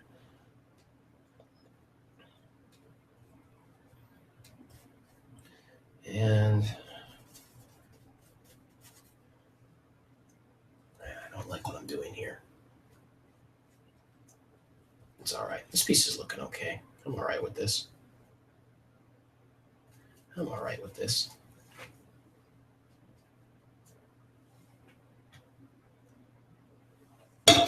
Okay. The blue color stayed for a few months, but I colored it dark again because it was a lot of effort trying to keep the same tone. I didn't think about it re-bluifying it. Apparently the blue washes out fast and it just dyed my gray hairs blue, says Rocktopus.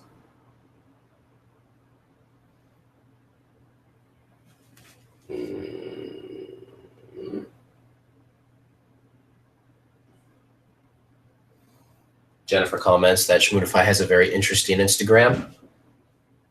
Which, if you want me to give a shout out to your Instagram, Shmoonify, mention the exact address of it in the chat, and I will mention it on here so people can be sure to follow your Instagram for more exciting and inspiring photos. Hexagons means the art is set in the future. Yes.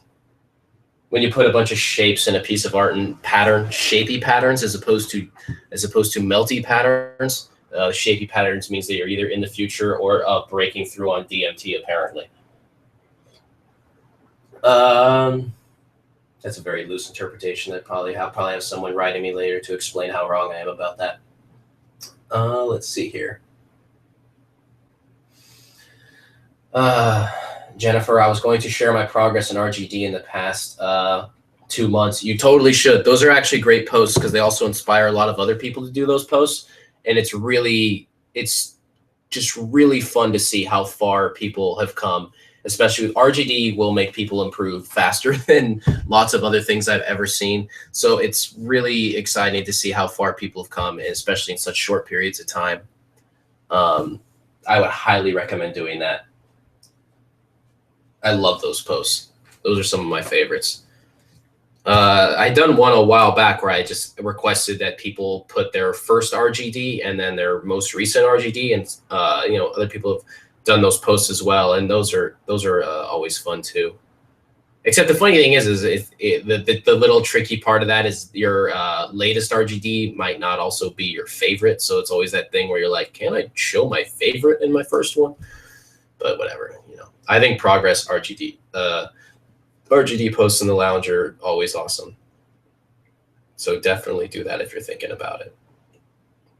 Strongly encouraged and usually very much participatory when those are posted as well.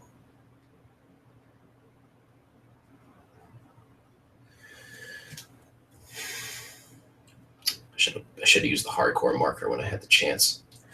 All right. Insta name is Shmoonify. So same as here, SHMOONIFY.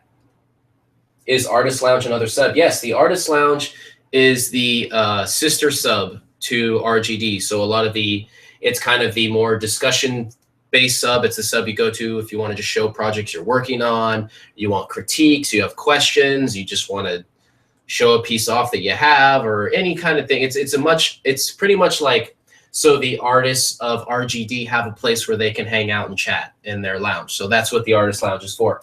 And that's where this podcast came from, is technically actually from the Artist Lounge. So you'll see links to all the podcasts in there. And we used to, like, older kind of theme of the week things. We have a bunch of things that were going on in there.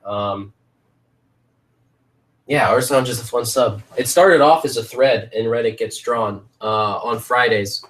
And the idea came from, I noticed that there was that in the Build a PC subreddit, they had Tech Tuesdays, where it was like an open thread where people could just ask questions and it didn't have to follow the format of the sub. So I thought it'd be fun, I suggested like we do like the equivalent of a Tech Tuesday, but with the Artist Lounge, like an open thread in RGD. And so they put it on a Friday thread, and then that grew so much that then they had the idea of just starting a whole nother sub with it. And so the mods built the Artist Lounge subreddit and were kind enough to invite me on board on there. And that's where that came from. And yeah, it's an awesome sub. It's a lot of fun. And the thing that's really cool about the Artist Lounge too is it's a very positive community. So obviously people can do critiques on art, but we make sure that they're constructive, and also that, I get a lot of flack from people saying like, oh, you don't let people properly critique. But it's like, really what we delete is when people are being dicks. Like, let's say a drawing didn't work out well. I wouldn't look at someone's drawing and just say, yeah, this one sucks, sorry. Like, that doesn't help an artist. I would look at it and I would say, there's ways you can phrase critiques that helps. First thing is find the positive, and then emphasize the strengths. And then you use the describing the strengths to help illustrate what makes the weaknesses weak. So it's like, this part didn't work because if you're looking at what you're doing here, it's so much stronger. And then this is where the piece will fall flat. Like that doesn't offend people when you say that. But when you say like, when you can just crassly say this sucks or that sucks or yeah, what the hell's going on with this? Like, there's ways that like you know, it's very obvious when someone acts shitty in a critique. It's so easy to see. And the funny thing enough is that people that act shitty don't ever really see it. So those people will get offended sometimes. I don't really give a shit about that. The thing, so we tend to focus on still making sure that the community is constructive. And so the Arts Lounge tends to have, you'll notice that even for the small scale of the subreddit, there's lots of upvoting and there's lots of posting. It's like, if you look at it, it's a sub that has about 4,500 people now, and it has a lot of posts for a sub that size. It's a very active, tight community. It's really, really good people. Let's see here. Subscribe to it. Nice. Not enough lady gardens on RGT. And then we're mentioning Lady Boners Gone Wild. Maybe we should be drawing some Lady Boners Gone Wild at some point, right? Mike is talking about meaningful critiques, and we're talking about Gone Wild. Hey, you can talk about Gone Wild, right? You know, it's not irrelevant. Gone Wild would help with drawing bodies. Yeah, there's been lots of Gone Wild posters have been on RGD, have posted there and have been drawn. I have friends that will draw at Art Gone Wild. Shit, X Tripper was a guest on the podcast. She's a Gone Wild poster. She was, you know, she's posted in RGD. She's done art for RGD. There's a lot of overlap with subreddits, so it's not as far off as you guys think.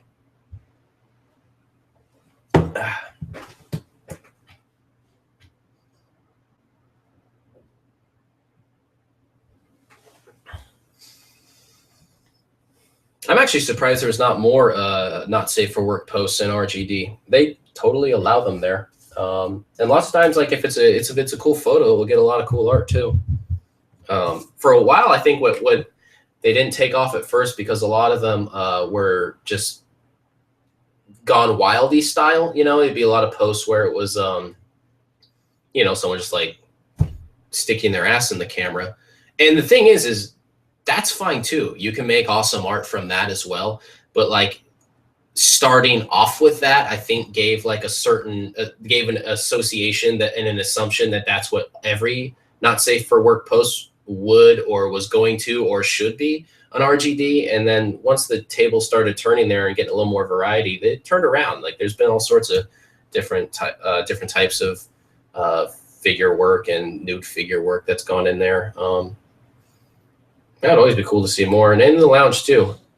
And you can post whatever you want. I mean, if people were even wanted to, you know, do a bunch of like dirty drawings, those can get posted in the lounge. There's nothing wrong with that.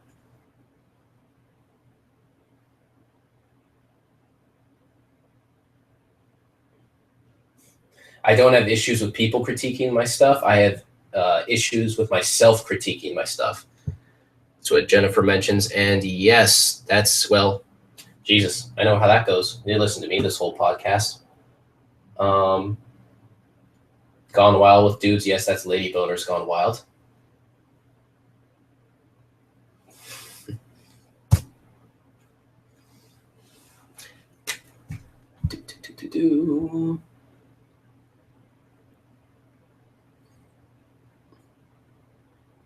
I think there should be a Gone Wild, but then it's all the art is done by Gone Wild posters.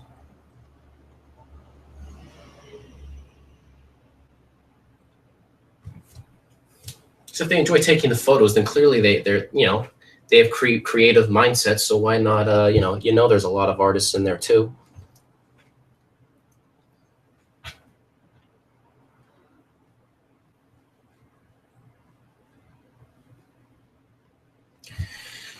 All right, I gotta wrap this thing up soon. Is there anything you guys want me to cover before I need to head out? This I'm gonna have to. I don't think I can finish this thing in the time that's left on the podcast because this is still going to take a little while. And if these things run over 4 hours, sometimes they get a little screwy and they don't always play back. And we would be approaching that time relatively soon. So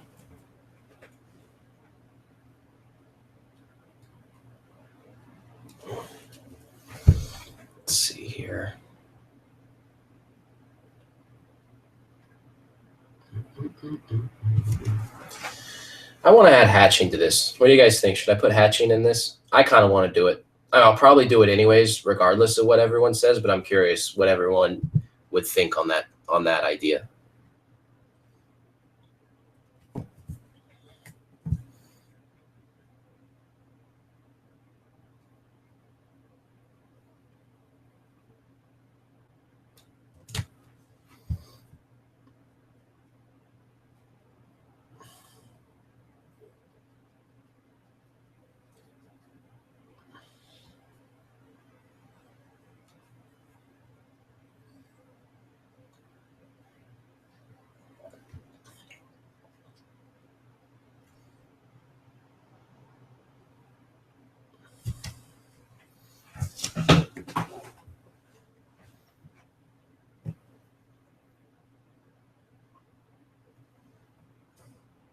I wish I had a blue jelly roll pen. Damn, I'd have to actually use paint. Bust out the acrylic to do that part the way I wanted to. Oh, that would be so much work. Fuck, but it would look good. What we got here? I'm calling it a morning. Yes, I'm going to be calling it an evening soon. I'm calling eyes well. I'm nowhere near finished on my drawing. Yes, go back to work. Oh, wait, oh, shit. I have to show people's art. Oh, my God, I almost forgot. All right, here we go. Whoop. Do. Okay. All right, sorry, guys. Give me one quick second. This is actually always a little tricky to do this.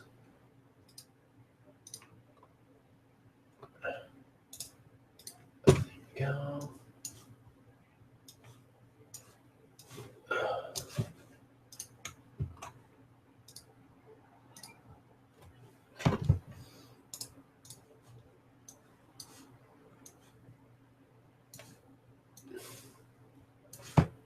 right.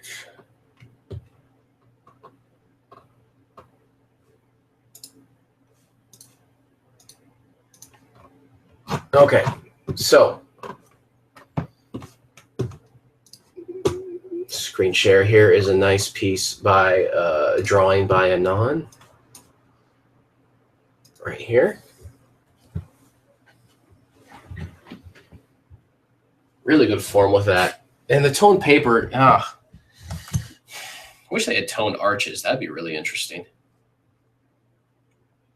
That would be fun. I love kind of the sneer they have in that one too. That's a lot of character and expression. It's a good thing to focus on a lot of times.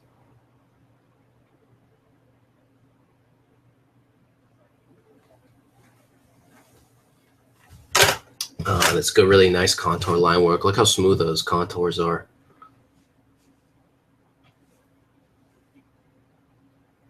Hell yeah, that's sweet. Let's see here.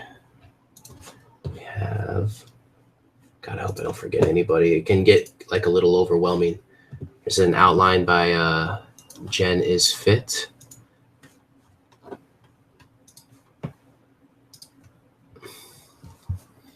Which was the great start because you're focusing on drawing the outline around the values and the shadows is in the, which is always such a nice approach to form.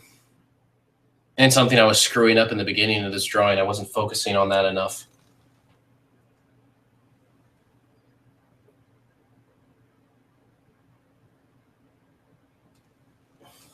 That's I'm really excited to see where this goes. That's gonna be awesome. This is the kind of thing, like, it's fun to post. The one thing it's fun about the podcast, because then you like post it. For me, it ends relatively early in the evening, and then the next morning I can look and then see where everything how everything develops. And then we got Slam 9's piece, which is charcoal, ink, and digital, which is a really interesting combo of media there.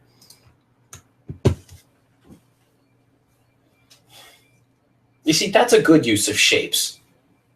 There's like, because I like when someone takes geometry and then they start to like actually, it's not just there as eye decoration. It's not just eye candy. There seems to be like a form and a hint of some form of architecture that it's building.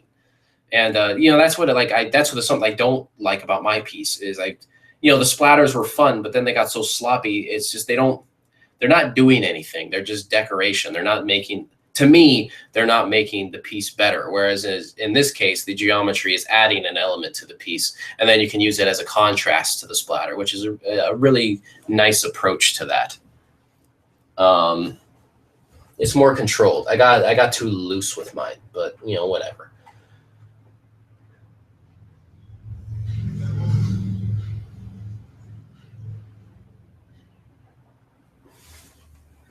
Super awesome.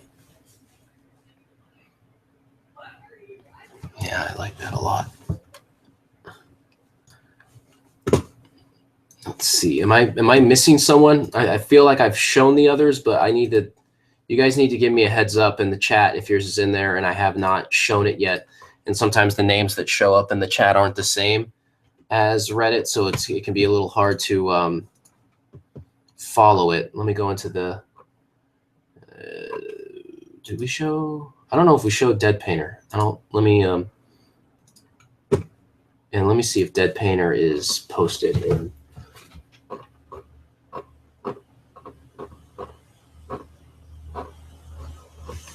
And then we also have the other rule too, and it's hard because not everyone remembers, but if you have art from a previous week we haven't shown, post a link to it in the Artist Lounge podcast thread that I posted today, and then I can show that as well, because sometimes we forget and then it's hard to remember and it's hard to dig and find it while doing the podcast. This was a nice piece. I don't think this one is finished. This is a work in progress by Dead Painter. It's an absolute just brilliant start to it. Hold on a second, check this out. Look at that. It's like even like the subtle values and form. Man, just nailed it on that one. That is awesome. Really excited to see that tomorrow too.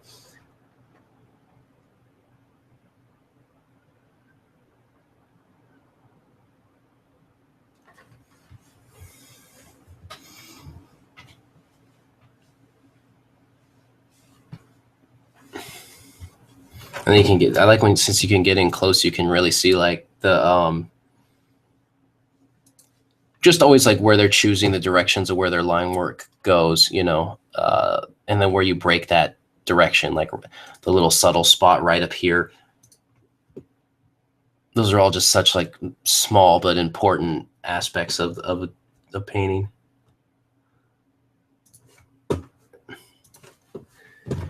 Am I forgetting anybody?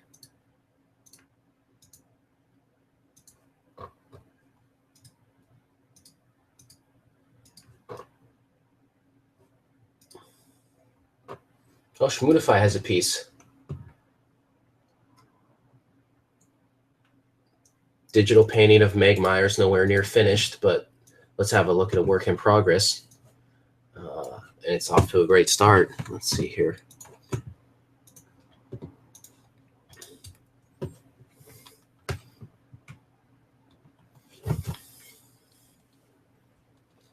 Schmoodify always do a really good job with symmetry and the smooth blend to like a level that I haven't really seen many other artists are able to do. It's very hard to draw the eye in, especially when working so symmetrical, but then like keeping their attention. And your pieces always do that. And I always will see them like posted on Instagram as well. And they yeah, it's just awesome. You just make it work. Just a lot of control, I think. Just that. Even in like the hair here, how you lay out the line work to the hair, there's just a lot of control. Exactly where everything lands. That's going to be awesome. I'm really excited to see where that goes.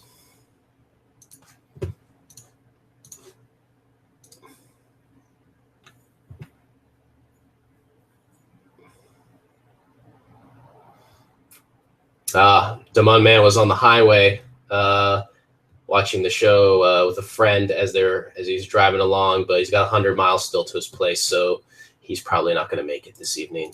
I believe. Oh yeah, we saw that work in progress.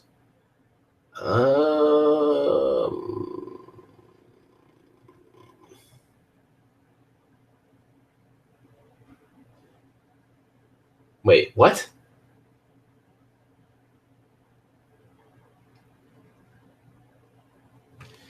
Yo, hold on. Wow, that's a story and a half. I'm curious about. I don't know if he wants me to mention the podcast, but go ahead and it's posted in the Artist Lounge. But the Mud Man had quite an adventure. I'm not really sure what. Heavens.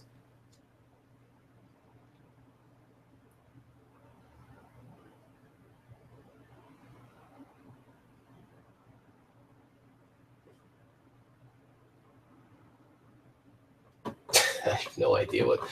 All right, let's see here. That's a scary story. Be curious to hear that. All right, I'm gonna look at the chat, see if there's anybody I'm forgetting here. Shimudify is recording a time lapse of the paintings. They can post the finished result and the progress in the Artist Lounge, which will be great to see how they do their blend technique. Goodbye, Who Died? Heading off. Jen is posting a progress now, so we'll see that in a minute.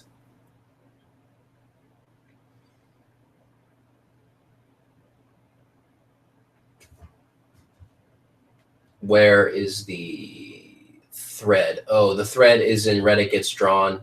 That is where the original post is that we're drawing, and then also they're in the Artist Lounge subreddit.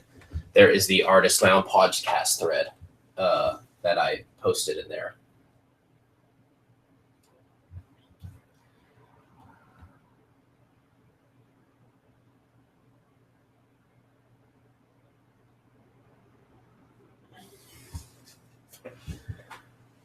All right, I gotta clear my windows here a little bit.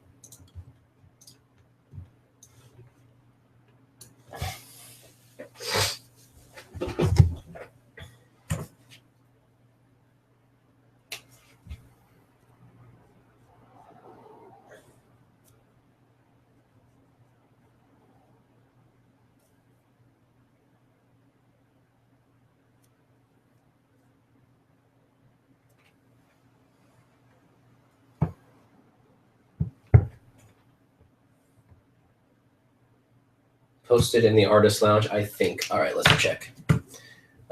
Sam Dog posted RGD thread. Okay, let's jump on those. All right.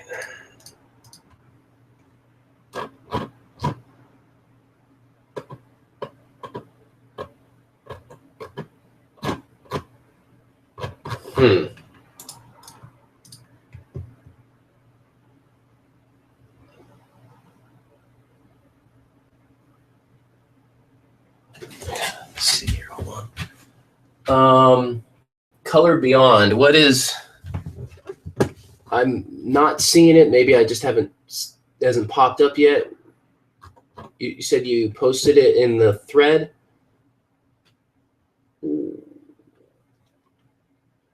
I'm not finding it. If you can, what am I missing? Maybe your your Reddit name is different. Let me see if let me refresh this.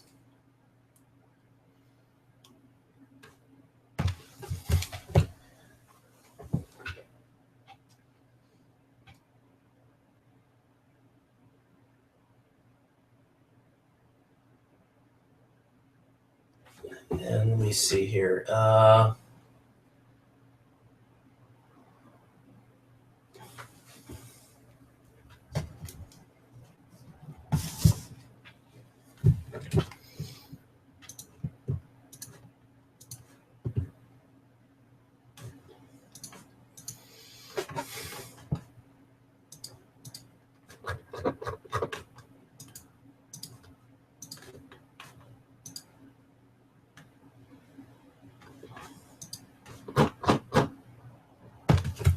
If you guys could clarify,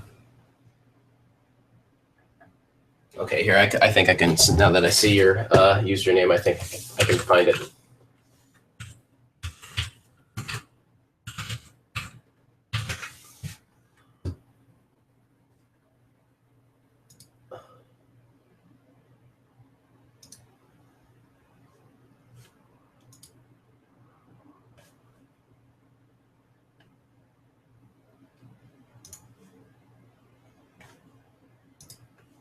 Oh, is your piece titled Late Submission for RGD New to This Sub?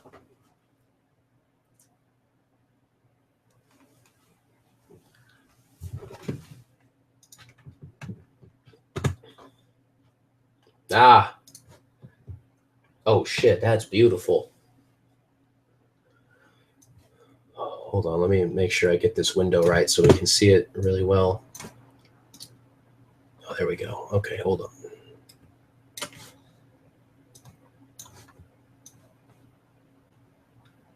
Yeah.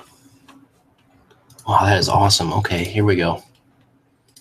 Check that out.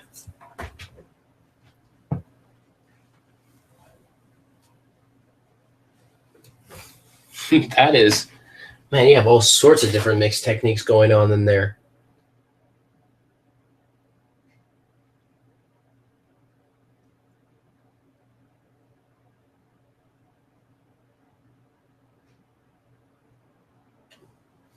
Yeah, that is really cool. Holy Lord. You said this was your first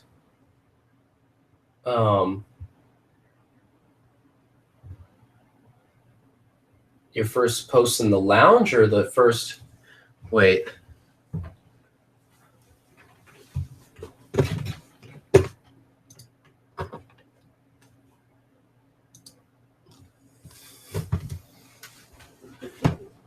And the palette on it's amazing too.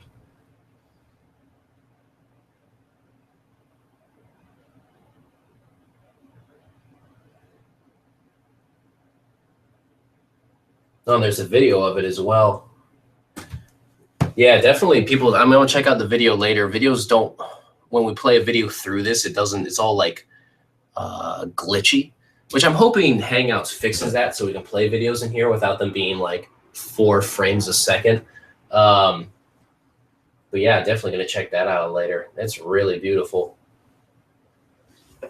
We'll see how all the filters with that work and everything. I'm really curious about the process for this one.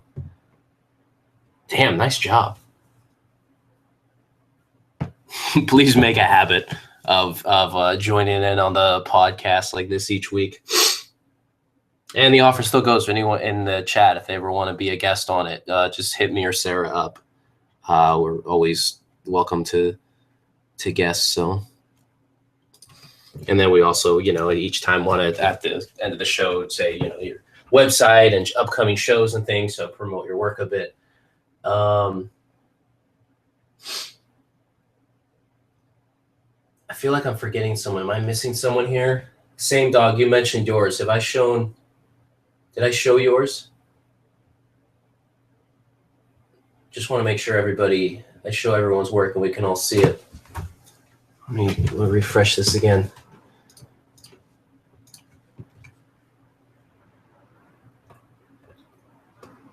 Oh, wait, here's same dog. No, here we go. Found it. Ha! Haven't shown yours yet. It's awesome. Beautiful watercolored piece.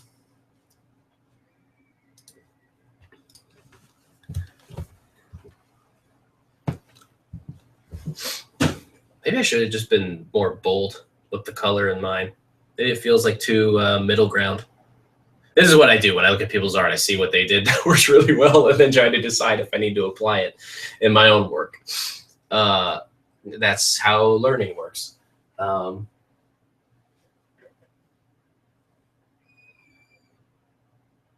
same dog, you're leaving. Good night. I just started showing your piece now. Hope you got a chance to see that it's on here. Oh, there you are. Yes, you do have to hang around because we're looking at your art right now. You got to reap in the rewards. You got to get the praise for the hard work, man.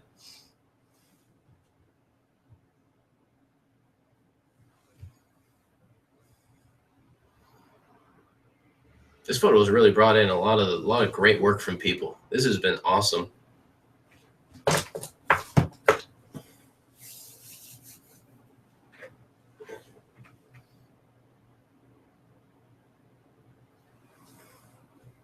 vegan artist. I'm in awe of people who can do watercolors. I've never been able to get them to work for me. Yeah, I always muddy them up. It's very intimidating because a lot of friends and a lot of people, and then people in RGD and a lot of people here, like, they just do these amazing watercolor pieces. So I always get I always get scared at the prospect of them. Got to try them again, though. They look awesome when they work.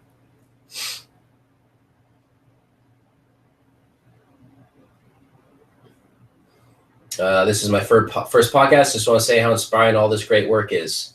Well, thank you. I have to I always ask, since it's done in your Google accounts through the YouTube chat, I always ask first if I can mention people's names, because sometimes they don't want it mentioned, or if it's associated with a Reddit name, they don't want that mentioned. So if you want me to mention your name for thanking everyone in their inspiring work, let me know, and then I can mention your name. And I agree with Shmoonify. You should jump in weekly. It's a fun way to start the week. A very good, heartwarming audience. It's really the chat that makes it. You know, me and Sarah are kind of really just here to facilitate and kill time as the real action happens, which is the chat. And so people that also listen to this pre-recorded later, like, chat's a big part of it. And again, I apologize if you are in a time zone that makes it very difficult to listen to this podcast. Sarah and I do have plans to try to at least every now and then do more Euro-centric time zone shows, because a lot of the people that follow it live in Europe, and this podcast happens in the middle of the night in that time zone. So we want to make that work so more people can join in on the chat and listen in. My hair is looking way too spiky in mine. I just, yowza. That's all right. I need the jelly roll to fix a lot of this. Anthony Khalil says, you can mention my name. So thank you for filmmaker, photographer, and love watching how people express art in different mediums. Well, you should definitely post work. You know, we want to see what you do. We can't post work in the chat here, but obviously in threads. And be sure, though the thread's a little old now, there is if you haven't yet, there's the thread in the Artist Lounge subreddit that is the sticky, that is where you can post links to your work and your websites and your web stores, etc. And then every now and then I clear it and I start it fresh again, because the people that post late, often your stuff isn't seen as much as the people that post early.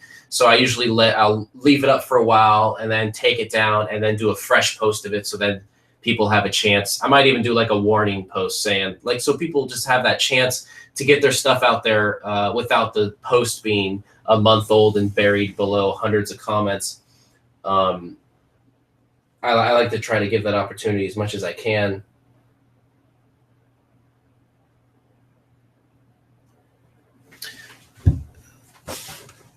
So just to ask, is there anyone else who has not shown any work yet, or has any questions they want me to address before leaving? Because I really want to be sure to finish this tonight, and that's going to require me to busting out the Jelly Roll pen. This is going to be exciting. But that's I just want to be sure that this drawing gets posted this evening, and I am going to have to really put some undivided attention on this thing for a little while.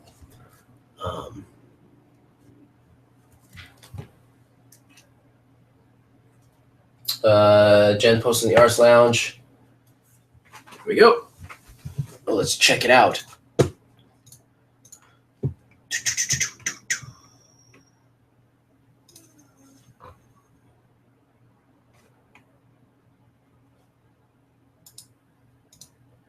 Jen, are you cryptid?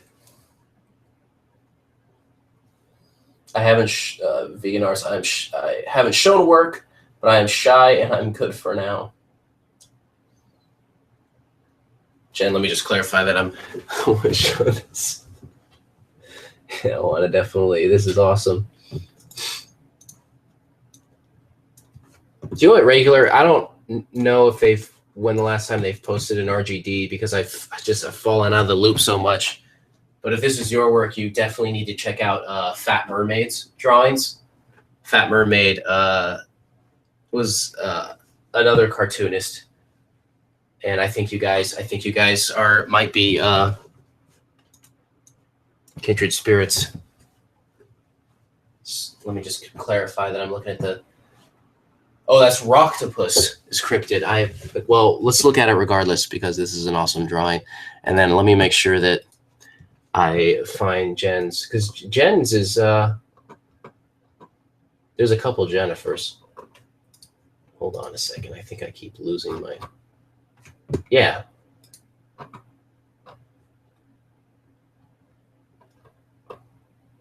Wait, if it's Jen is fit, didn't we posted the outlines earlier? Was there an update? Or wait, maybe it's just posted in the Artist Lounge, but not the Artist Lounge podcast. I'm sorry. Hold on a second. I am a dingus.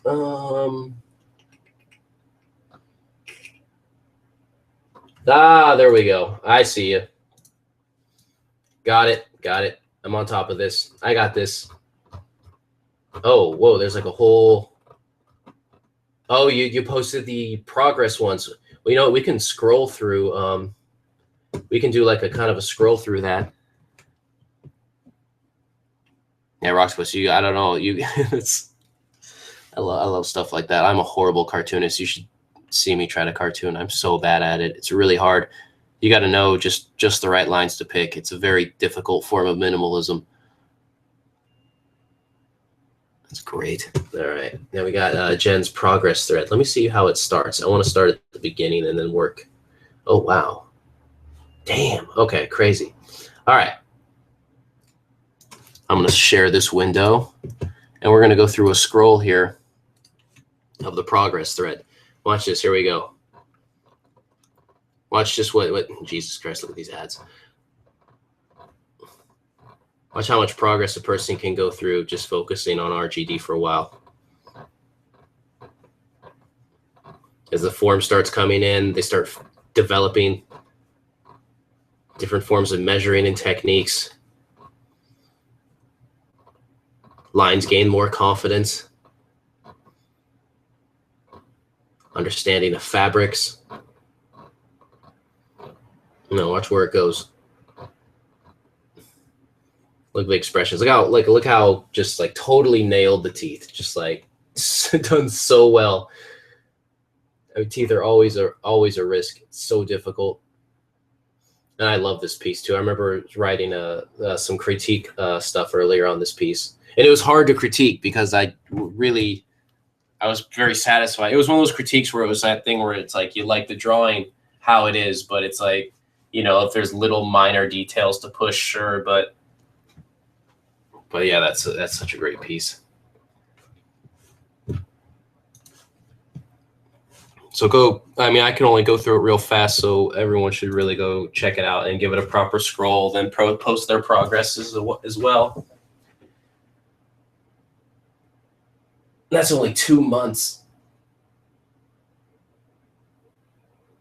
Rocktopus, Google, Fat Mermaid. No, their Reddit username was Fat Mermaid. So you can do the reddit.com/u/Fat Mermaid. And I think there wasn't any dashes or anything. Fat Mermaid's going to give you some pretty awesome Google results. I hate drawing the chompers. Drawing teeth is always rough. It's so easy to accidentally put like too many dark contours and then the whole damn thing just falls apart. So I hear your pain. We've all been there. I think I could use a jelly roll and then put ink on top of it. I think that's going to be what I'm going to try here. And then that can lighten up parts of the hair that I kind of screwed up. All right, anybody else have anything that I need to mention before heading out?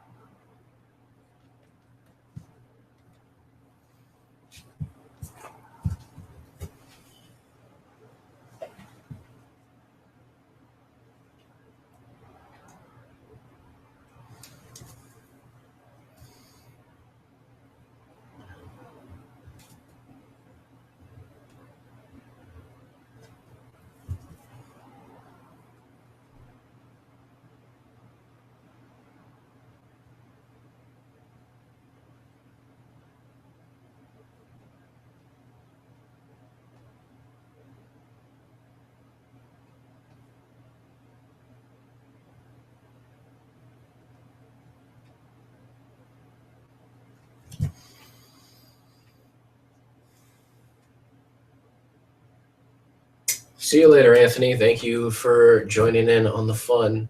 Hope to catch you another week here. We're here every single Monday.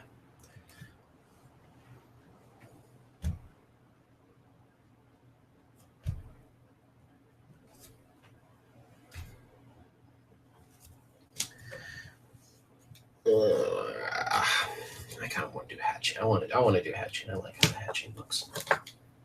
It's my drawing. I can do whatever I want.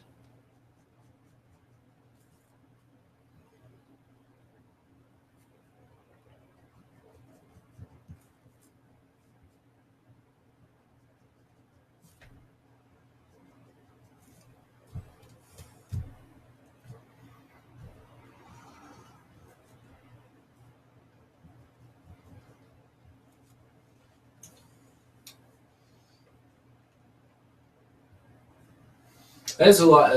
Jen mentions that she thinks she got just more confident as she went along, and that is a lot of it. You can see the confidence in their line work as you go. Eventually, you just start making decisions, and it's less about, oh, am I doing this right? Is this going to work? It's more just about just draw it and move forward. Just draw the line, like make a choice, pick the lines you want, and then just lay them down. Because those are the lines that are going to actually, if they miss, whatever. But when they're on, they look that much better because they're not like they don't kind of have that shake when you're uncertain, or that kind of. I feel like when you're doing line work and it doesn't have the confidence, it gives it that like fuzzy kind of hairy look because you kind of scribble around the contours, and then you got to just draw those lines in and just make them happen. It's so much better for the form.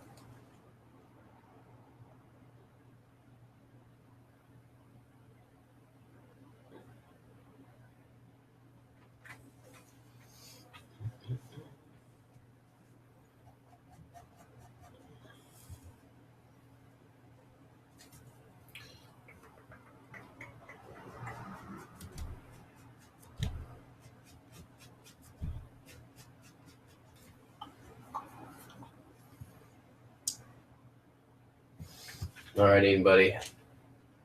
I gotta head out here. Any quick final requests or anything, for just let me know and I'll try to be sure to get that in. But I gotta head out. I gotta finish this thing and try to get to bed at a decent hour this evening.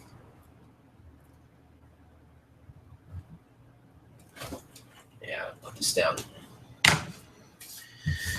All right. Yeah, I got a little more work to do, but this one's gonna be all right.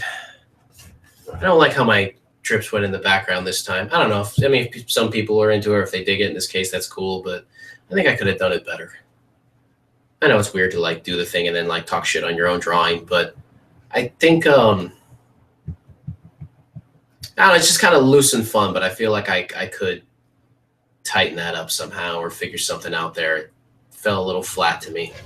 I'm not sure what it would be. I'll figure it out.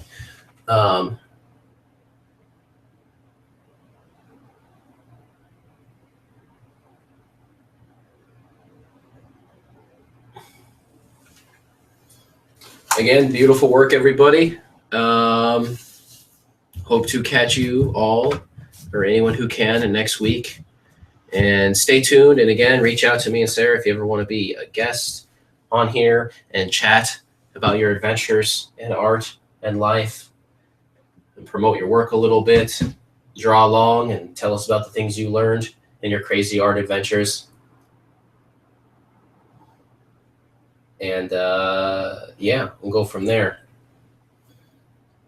It's always so hard to end because the chat's like so lively. I don't want to I feel like I'm like booting, like everyone's like hanging out at a bar and then I'm booting them all out. That's a nasty feeling.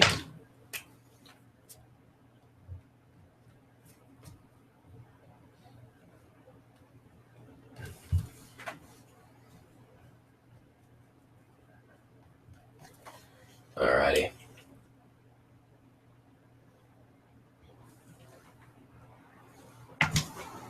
Glad you could sit in this week as well. Hey, Ryan. Always fun. Like you judge your work too harshly. I really love it. Beyond happy with what you did. Well, thank you. It's what I do. I'm a very tough critic on myself, and it's not how everyone should be with their art. It's just how I've kind of always worked. I don't hate everything I do. I like a lot of art I make, you know. I believe in myself. There's confidence in there. But I just yeah, I mean, I'll look at things and I'm always thinking about stuff that I could improve or change. It's one of the reasons actually I don't always sketch or people will notice the way I critique. I don't critique works in progress usually. So what this is a bizarre setup for me because it is pretty much a work in progress kind of critique. But it's just this is just how I work. And yeah, I don't know. It's probably not always the best way to do things. Whatever. I wouldn't recommend it to everybody, but just kind of how I roll. I'm a pretty tough critic on myself. Remember to annoy my sister while I'm away. Okay, I will do what I can, Dave, to annoy Sarah. I'll figure it out. I'll find some way. And thank you again, Schmoonify, for the amazing photo. Good night, Rocktopus. And Jennifer, it'll be exciting to see more work from you. Thank you for joining in on the fun. And yeah, it's an all right, good thing to be perfectionist. Sometimes I do go a little too hard, but yeah, I don't know. That's just how I push myself. And Demon Man just made it home, and I was literally just ending it. Demon Man, you are going to have to fill us in on the adventures in the chat next week because it sounds like you had some insane adventures. Because good Lord. I was reading the comments you posted in the Artist Lounge. I have no idea what happened there or if that happened out here in Oakland. It wouldn't surprise me. But glad you're safely home now, regardless. Because that just sounds freaking nuts. I don't know what happened there. We are definitely going to want the story there. And the story is going to be an extended story. So please be willing to share it while we... when we dive into that next week, because I will ask about it, and please remember to tell it, because we're going to want to share it on the podcast, and I'm sure Sarah is going to want to hear that too. And thank you for the compliment on the piece. But I don't want to have the evening end with a story that clearly is going to take some time to talk about, and I'm sure people will want your feedback on the trip as well. And I don't want to just have it be a thing where that something like that is just pass by on just like a small little side note at the end. Jesus Christ, this story sounds absolutely insane. I have no idea how that... Oh my God, yeah, I'm going to want all the details on that, man. I have no idea. That is just nuts. All right, everybody.